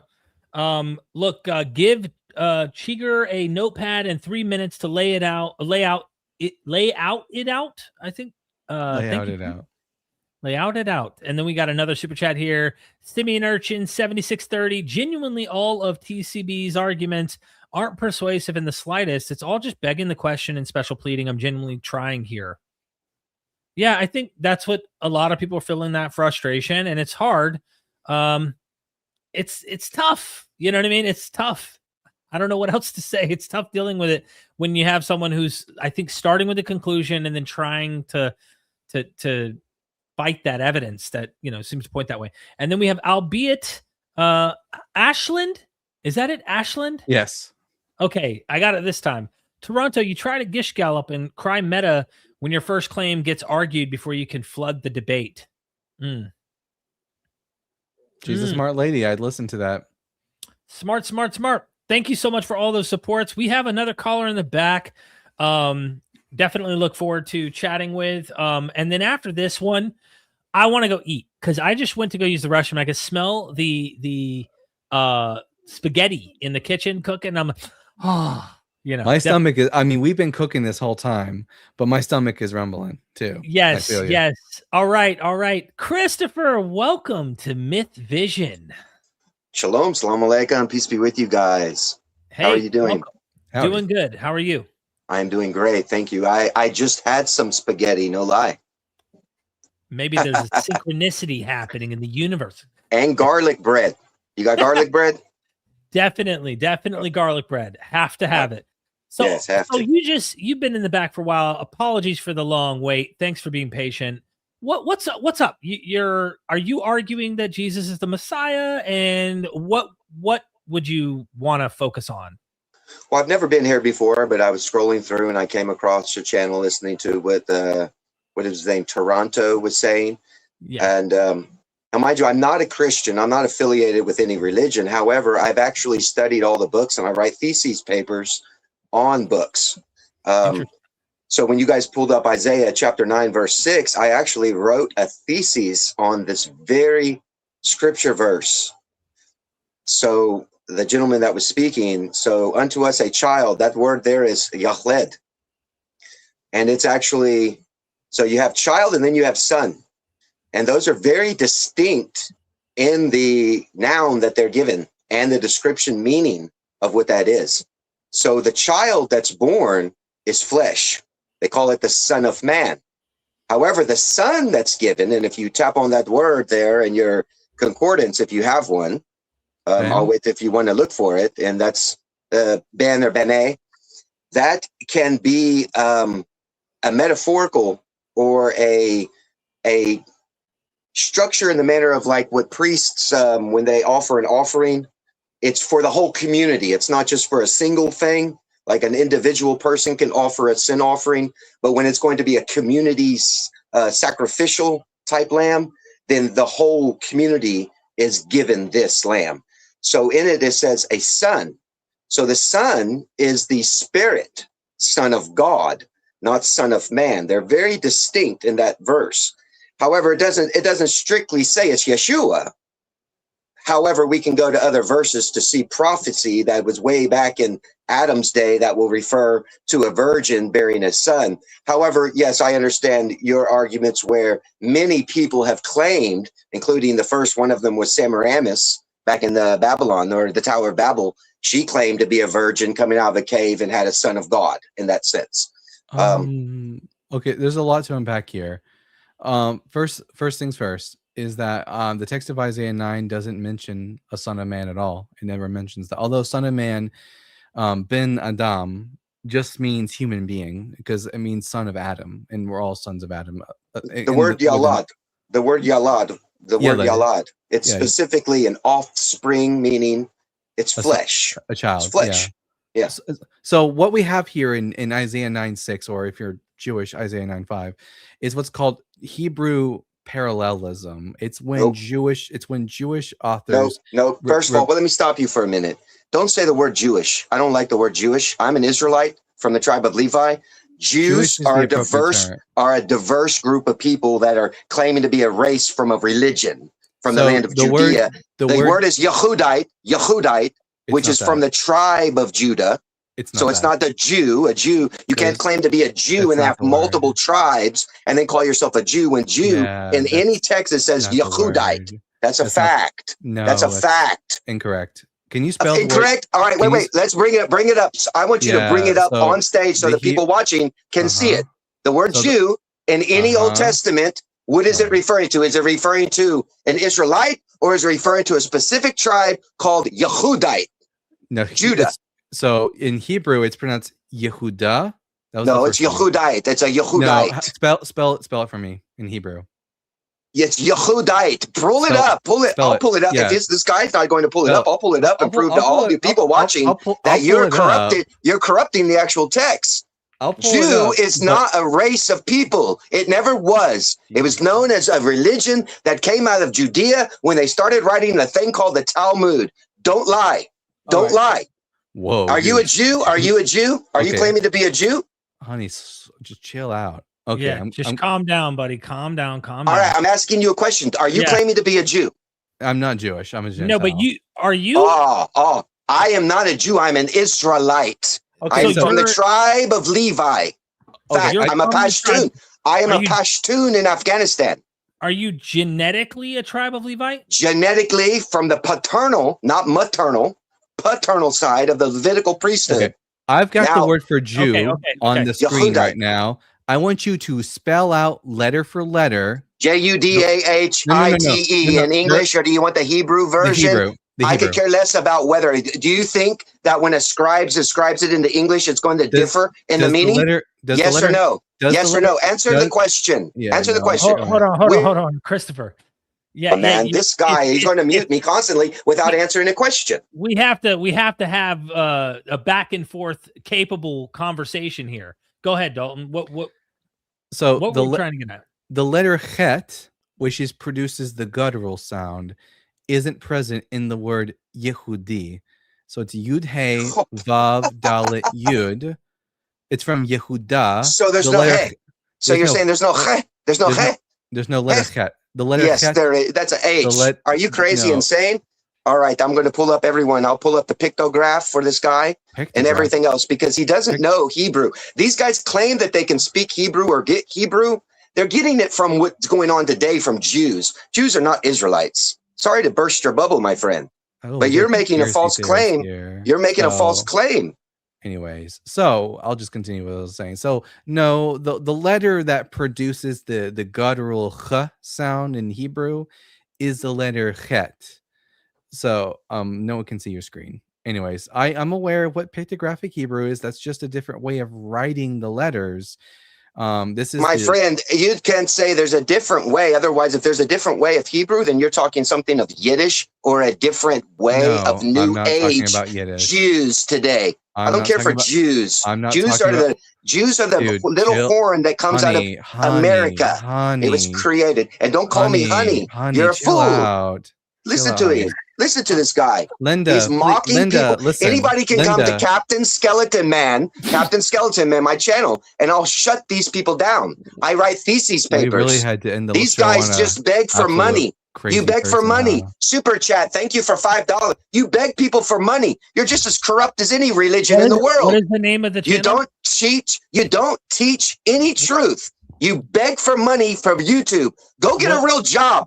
Go get a real job. What is the name You're of the not a channel? teacher. You're not a teacher. What's I'm the the name of the channel? teacher. You're not. What's the name of the channel? It's Captain Skeleton Man. Captain Skeleton. You see how they mock and they laugh? They do this when they get shut down, when they don't have truth. The beast in Daniel 7 is America. The little horn is this new Israel being created. That's taking all your money. That's taking all your money right now. And your gas is all high because you're attacking people of Islam, because you're Islamophobic. You're nutcases, every one of you. And you don't know the word Yehuda. Christopher, did you take any substances before the show began? He's going to falsely accuse me of doing drugs. You're lame. You're lame, bro. That was an accusation. That was a question. I just wanted to know whether or not we're come with something other than that nonsense. Yeah, you can't. You haven't come with something better than that. That's all you can say. Are you on drugs? Or look, the devil's manifesting. That's all. You people are the same anywhere I go. I don't believe you in the can't devil. debate me. Anyway, it states a son is you are correct. A son is given. You are correct that I can't debate you because you just yell. God so loved the world, he gave his only son. What is son? A spirit or flesh? Spirit or flesh? Flesh. Jesus of Nazareth was made of flesh. Son is not flesh. A child is the flesh. The word there tells you. You're so ignorant, man. You don't know You're Hebrew. so ignorant. You don't know Hebrew. I just pulled it up for you. You pulled up the I pulled it up for you. alphabet. I tried to get you to read. What is the difference between son and child? Are there two different words in that verse? They're synonyms. Are they? Oh my God! He thinks they're synonyms. Do you see this? This guy is an absolute moron. Nine Wise, thanks for the super chat. Okay, I'll have Toronto back then. I know. This person makes A Toronto complete look like moron. this person makes Toronto look like a fucking genius. That's absolutely true. Yeah, you're gonna read super like I care about the peanut gallery that pays you money. You're gonna agree with anybody who gives you some kind of money, bro. I like likes and loves on my channel. You're lame. You have no knowledge. There's two separate words there. Are there two separate words in the Isaiah chapter 9 verse 6? Are those two distinct Hebrew words that have different meaning? No, not. And you're saying they're synonyms? Yeah. You know what a synonym is? Yeah, two words that mean the same thing. I could say a dog and a canine. That's a synonym. Yes, and child. These words here, these are a child. The word there is what? Yachlet. What is the sun word? What is the sun? Yachlet. Yes, it is. It's Yachlet. Yes. It's Yeled. It's not yeah. There's no E. There's no such thing as any consonant in the Hebrew. There's no consonants in the Hebrew language. Be quiet. Wait, no consonants. I think E is not a consonant, sir. It's You're a vowel. crazy. You're crazy. Val. Yeah, Val. You're right. I caught you. You're paying attention. No, you didn't, because you're the one trying to say the E has a pronunciation. I busted you just now. Yah is Yah. He, El, Lamed, and then Daleth. That's Yalet. Dalet. And it means something. By the way, the next word is Bane. Bane. It's just it's not. Yes, it's Bane. Here, shut the fuck You can up, pronounce it. What? Yeah, you can pronounce it bin. So the word in There's Isaiah meaning. chapter 9 verse 6 is just the word ben. It's not bene. Bene is the plural form of ben, which means children or sons. Yeah, I know you've got your screen up, bud, but I can actually bring up the actual Hebrew so that everyone can see.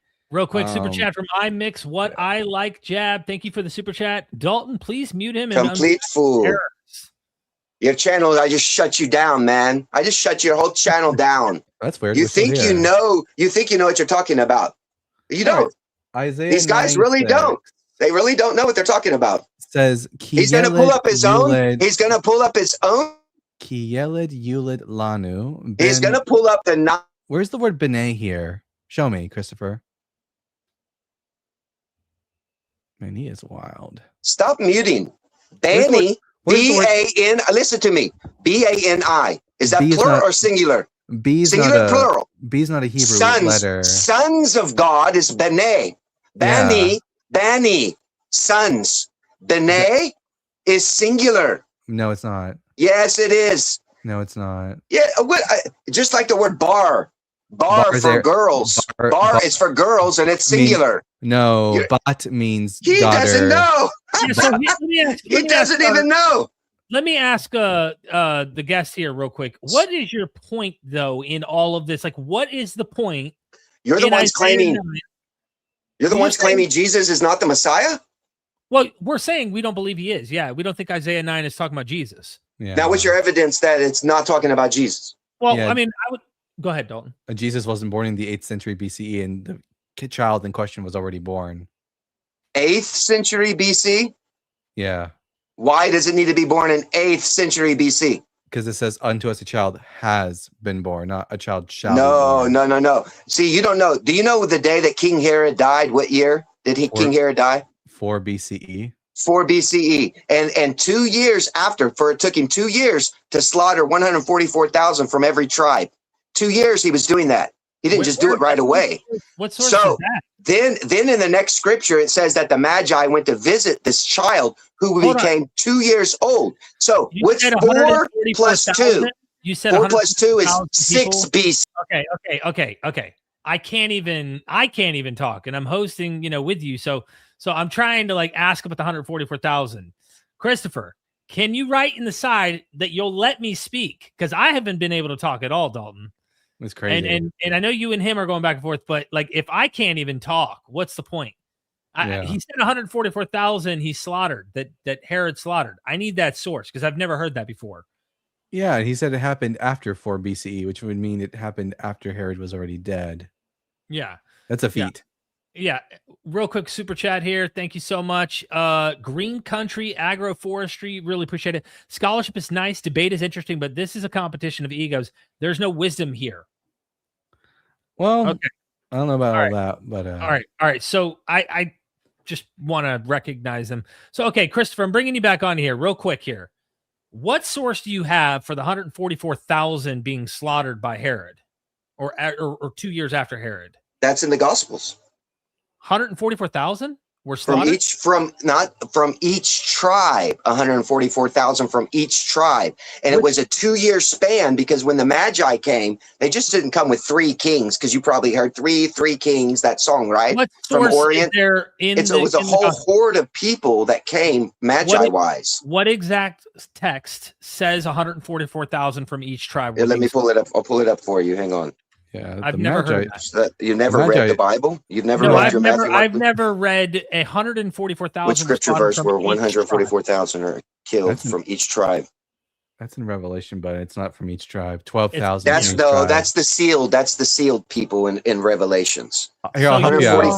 I'll help you out, that, Christopher. King Herod slaughtered 144,000 from Tyre to Sidon. Where in the Bible for them?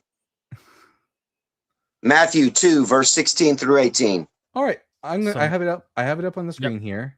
Okay. So we'll see where it mentions specifically. It's a massacre of innocent people. Yeah, yeah. Let's see where it says 144,000. When Herod saw that he had been tricked by the Magi, he was infuriated, and he sent and killed all the children in around Bethlehem who were 2 years old and under, according to the time that he had learned from the Magi. Then what had been spoken through the prophet Jeremiah was fulfilled. A voice was heard in Ramah, wailing in loud lamentation. Rachel weeping for her children. She refused to be consoled because they were no more. Where is this 144,000 at? This is called the Massacre of Innocents. This event refers specifically to Bethlehem and its surrounding. Some traditional accounts, which are the church fathers, the original people who gave you the Bible, have mentioned the 144,000 from every tribe. Where?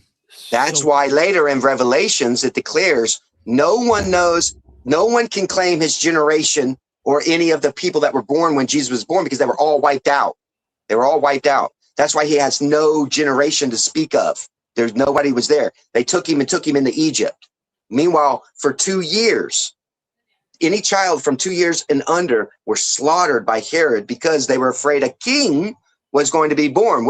Why would Herod, the ruler of the whole empire, why would he have a great fear to start slaughtering children? Think about that. If 3 guys came up to you and said, "Hey, where's the baby?" You're not going to freak out. But when a horde of Magi, because that was a horde that come, you're going to start freaking out. And especially if they stay in your land for 2 years. To make sure that child doesn't get slaughtered by this wild man Herod. And 4 plus 2 equals what? Yeah, 6. 6. So in 6 BC is when the Christ was born. The Mashiach was born in 6 BC, not 1 Adonai, like they always say, 1 AD. No, it's 6 BC. You said 8. You give me, why do you say 8? They usually That's say improper math. Under Quirinius's census, and then also from the Herod stuff, which would contradict between Matthew and Luke. Quirinius is doing this in the Common Era, and that's 10 years distance between Herod. So you have a problem between the genealogy, the narrative, the birth narratives between Matthew and Luke. But you agree with the church fathers and their interpretations of these things? Now, when I say church fathers, I'm not speaking on religious Catholicism. Galileans were the ones that followed the Christ. Peter himself and 1 John call Paul an antichrist. I don't believe in Paul's letters. Paul's ridiculous. He's an antichrist. 1 John tells you if they say they came from us. So Jesus specifically told these guys, don't go to the Gentiles. They get this from a resurrected man. They physically saw the guy. This guy has a vision, and now he's going to start going to the Gentiles, which was forbidden by the Mashiach. Don't go to the Gentiles. I'll tell you this. That's why I say I don't believe in Paul's letters. First John accuses him of being an antichrist. I'll give you this. I'll give you this, Christopher. That's the first non-crazy thing you've said in this entire conversation.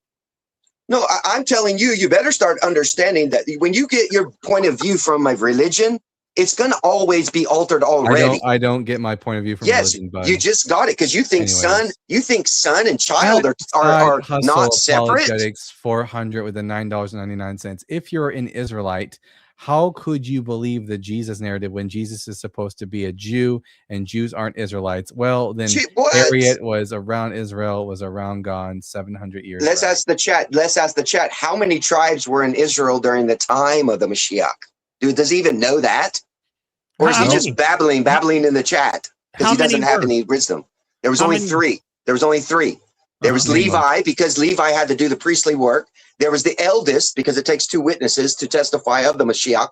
So you had the eldest, Judah, and then the youngest was Benjamin. Everyone else had been exiled to different lands. Occasionally they would come in and maybe be fishermen or do work, but there was only three tribes. Tobias Singer, who is a big rabbi, he'll even tell you there was only three.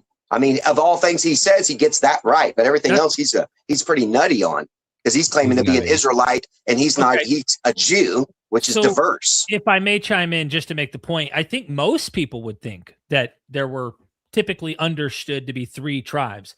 I think the reason they do that is because the other tribes were already scattered back under Assyria 800 years earlier. So most people believe the lost tribes have been lost. The historical critical scholarship that I study believe that they have been completely lost. And there are other course mythologies that they're on the other side of a river or on the other side of a mountain. Well, and they're going to be regathered real quick, because I haven't talked a lot during this. You can go to Josephus. Josephus will say that the lost tribes are east of the Euphrates without number, beyond numbering, that they are not in Rome.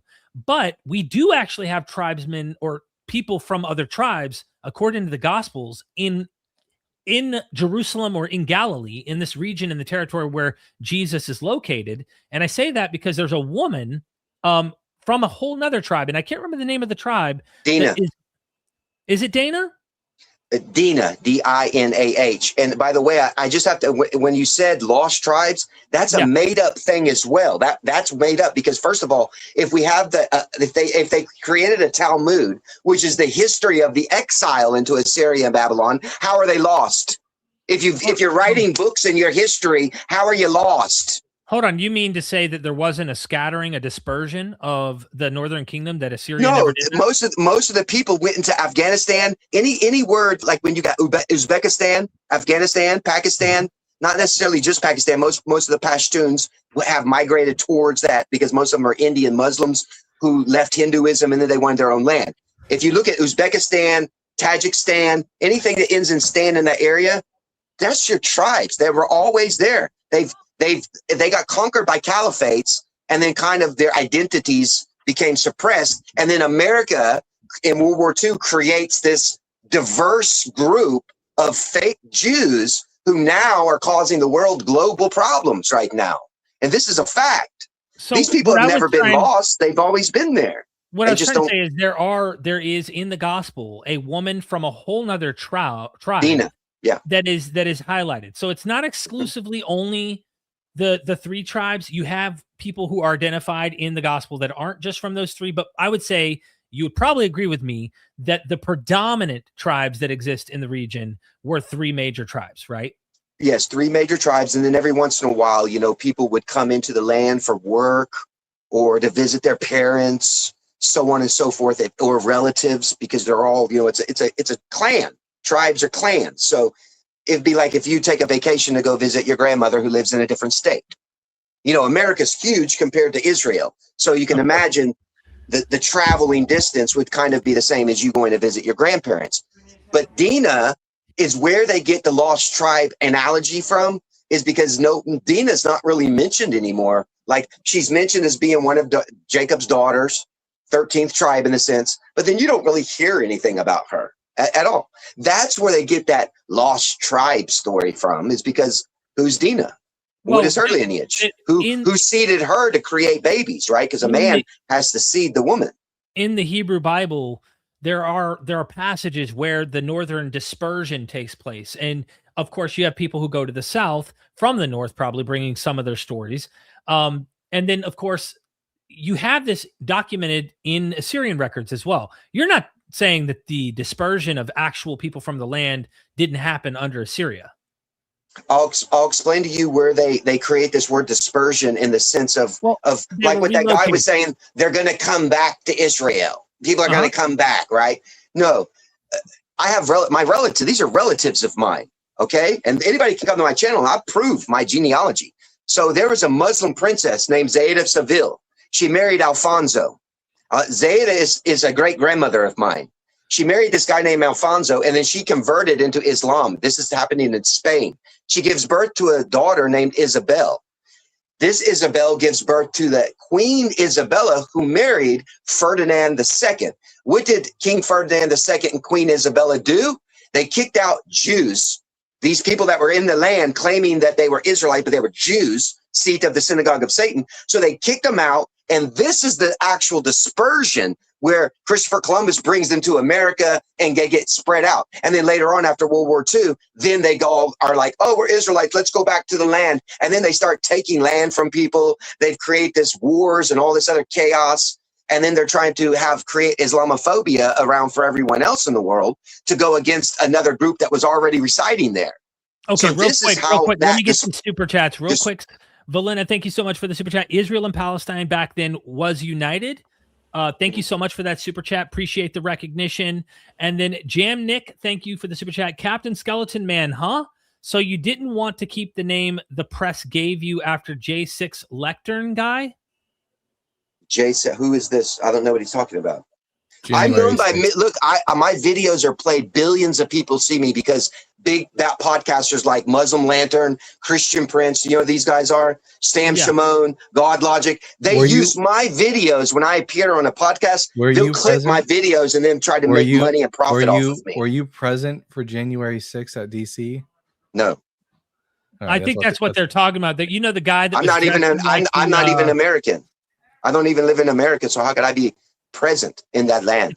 I think it's just they're making a humorous comparison between your appearance and the guy who's dressed up in that. Listen, Christopher, I need to go eat some dinner. I don't know about you, Dalton, but this has been a wild ride of a live stream, to be honest. Yeah, I can't take any more crazy. But I can't take any more lack of understanding and education that you actually have. Ditto. When you deny, when there's a history, all books are just histories of men. I hope you understand that. All books are history of men. Do you believe? Oh, my bad. Anyways. So look, I'm ready to go eat. That was interesting. I will say that was very interesting. Yeah. My gosh. How do you unpack that? Look, there's no getting our side out. There's no you can't even talk. So you just it's like a one-way street. And so I'm trying to understand where did the 144. I'm noticing things. I'm like, there's a little bit of an over. This person, just to say that this person has a surface level knowledge of the Bible would be giving him too much credit. He's bought into a lot of conspiracy theories. Obviously, he's obviously conflating an actual passage from Revelation, which mentions that there will be 144,000 Jewish people, bud, who from 12,000 from each tribe who will come to know Jesus in the last days. And he doesn't know jack shit about Hebrew. I'll probably break it down later on my channel or something like that. But yeah, guy didn't know Hebrew. Yeah. That got interesting. This is what everybody was talking about. Just, I know you don't want to see him again, but this is what they're referring to. Oh, wrong one. Here it is. This guy. That guy. Yeah. Right. Yeah. And those are the real Israelites right there in January 6th. I didn't even get to press on that. That was an interesting, I'm a real Israelite, they're all fake Israelites kind of thing. What? Everyone thinks they're special. That's actually, I did an interview with an academic who goes in and shows that the myth of the Israelites and who is an Israelite, people have been adopting this. The British Israelites, of course, European Israelites. You got Black Hebrew Israelites. You've got. I saw that episode. It was good. Did you really? Yep. Yeah. I don't know if it was Zvi Ben-Dor Benit. I'm not sure who the academic was that I interviewed at that time, but there's something in the air, that gets people going. Everyone just they love this book and they really want it to be about them. So they have to make themselves part of the people group that the book was actually about. Yeah, I miss Toronto now. Yeah, I I really actually do. miss- Toronto, if you're listening, I love you to death. More than I will, more than Christopher. Christopher just is everything wrong with biblical debates. Come back, Toronto, in the future. No, seriously, that was so much fun. I really no, but seriously, I want to be real. I want to be real. Me and Toronto don't agree on almost everything Bible, okay? But as a human, like engaging with him, he's much more I'd say tolerable, right? Like in terms of debate and argument, like he's not trying to call names or like go too far. You know what I mean? And I was worried that Christopher might go too far, but he didn't go too far. He went far enough. Okay, he went far enough. I'll just say that. But like, I was like, okay, I'm glad he's not saying a bunch of obscenities or something on YouTube. Brian Peck, I need Columbus secreting Jews to America unpacked. Did Christopher say something about that? I kind of tuned him out at one point. There was a lot there. There was so much being said. I agree with this one right here. Wait a minute, where's that? Christopher greater. I mean, no, Christopher. I think you meant that backwards. Christopher is not greater than Toronto. Toronto, you may have got that symbol backwards. It's Toronto who's greater than Christopher. And then we got Mr. Anderson in the house. Thank you so much, Mr. Anderson. Looks like I missed a wild one. Keep up the great work. I got to go see this from the beginning. You really should. There's quite an interesting row of discussions, I think. Finally, you got to skip like 50 minutes into the video to find people calling in. Dalton, this has been a hoot. I always love do these with you. It's fun. And, you and I love diving into this stuff as people who studied the Bible, believed it, and now don't believe it. And I don't know. What else do you want to add? Everyone just, hey, I'm trying to grow the channel. I'm trying to, this is literally my only job I have right now. So if you're not subscribed already to the Bible Guy show, we go live 4 days a week for 3 hours a day. Make sure go over to the channel and subscribe. I'm at almost 7,000. Let's get it. Yeah, let's bump them up. Get them over 7K. Here it is in my chat. I just dropped it. Be sure to go subscribe. I really enjoy that you're not, you're also very decent and patient when you're trying to argue these things. But there comes a point where you try, but there comes a point where you kind of go, you just dust the sandals off your feet, to use an expression I've heard before, Absolutely. Jesuit Slayer in the house. Thank you so much. Is there any other character in scripture, Jewish history, or the Dead Sea Scrolls that shares the fisher of men motif other than Christ and Belial? Jeremiah, I can't remember the chapter off the top of my head right now, but I think the authors of the Gospels are, because I'm not quite convinced that the apostles were actually fishermen. I think that's a motif that's being thrust upon them. But I think the authors of the Gospels are drawing upon the words of Jeremiah, where it says in the last days, I will send out hunters to hunt him. I will send out fishers to fish for them, talking about the returning of the exiles. Mm-hmm. Yeah, there's this idea of bringing back, restoring Israel. I think there's Joseph Atwell tried to make the connection to Josephus, where there were harpooning real men in actual water. And he thought that somehow there's a relationship between what the Gospels say about fishers of men and literally, I believe Titus was harpooning humans in water, actually fishing them out, real men out of the water. But I only heard that from a long time ago. That was a while back. Other than that, I'm not really sure, but there might be a couple like Jeremiah 6:16. That's the one you were talking about, right? Yep. Yeah. I don't really know many others. I mean, maybe there's other material in the Greek world that I haven't dug into. Not really sure. Appreciate the super chat, Jesuit Slayer. Thanks. I don't know about the Belial one. I'd need to see a primary source that shows this. Be happy to check that out. Any evidence you have, feel free to email me, mythvisionpodcast@gmail.com. Let me see what evidence you have and why you're saying Belial. Where's that at? And how's it fishers of men? Curious. Anyway, go subscribe to Dalton. or you be damned forever in all eternity. And that's not a made-up myth. I'm not making this up. It's facts. Yeah. In a world full of men like these guests, be a Dalton. Also travel in groups and stay safe. Thank you, Contra Deity. Mwah. Absolutely. Dalton's a fantastic. Oh, I didn't realize we had more. Okay. So we have one more then. Jesuit Slayer is back again. Let me put this another way. How do the dietary teachings, government subjugation, and monetary expansionist teachings of Christ differ from Belial? Well, Belial is another name for Satan, and Belial doesn't have any teachings on any of these topics. It's just a term that was used in the Dead Sea Scrolls as an alternative for Satan, probably a reference to Baal, and it's only used a couple times in the New Testament, primarily I think in Paul's works. He mentions Belial. Interesting. How do the dietary teachings, government subjugation, and monetary expansionist teachings of Christ, expansionist, monetary? That's a very odd statement. I just interviewed Bart Ehrman on this topic about money right before we went live. I was talking to Dalton about this, and he's saying sell everything you have and come follow him. So I don't get the super chat. That's kind of hard for me. Do you understand it, Dalton? I do not. I did the best I could with it. Yeah, because a lot of this apocalyptic idea is that the end's going to happen soon. So he's not concerned with the idea of the earth, this right now. He's concerned with what is about to happen, that apocalyptic end. Anyway, if you have any, more primary sources, email them to me because I'm curious what you're talking about. Thank you. Dalton, shameless plug to my wife too. MVP courses, MVP-courses.com. We have academic courses where you can go and sign up. It helps what we do here. Keeps the lights on. It helps the wife, the queen of heaven, Asherah, aka Ryan.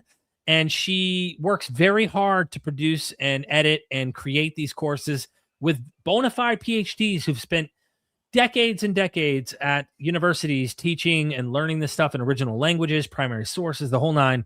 And here you have them at your own computer, in your underwear, or no underwear at all. You can be being pegged while watching this. It doesn't matter. It's all at your own pace. Sincerely, I hope you actually do go check out the courses for real. Anyway, thank you for taking the time to hang out with me, Dalton. Absolutely. Anytime, bud. Absolutely. All right, ladies and gentlemen, like the video, comment down below, share it with a friend, family, whoever. And yeah, I'll see you next time. Thanks, Dalton. See. Son, do you want to know what the truth is? After this, there's no turning back. You take the blue pill and you wake up in your bed and believe whatever you want to. You take the red pill and you stay in Wonderland, and I show you just how deep the rabbit hole goes. Remember, all I'm offering is the truth, nothing more.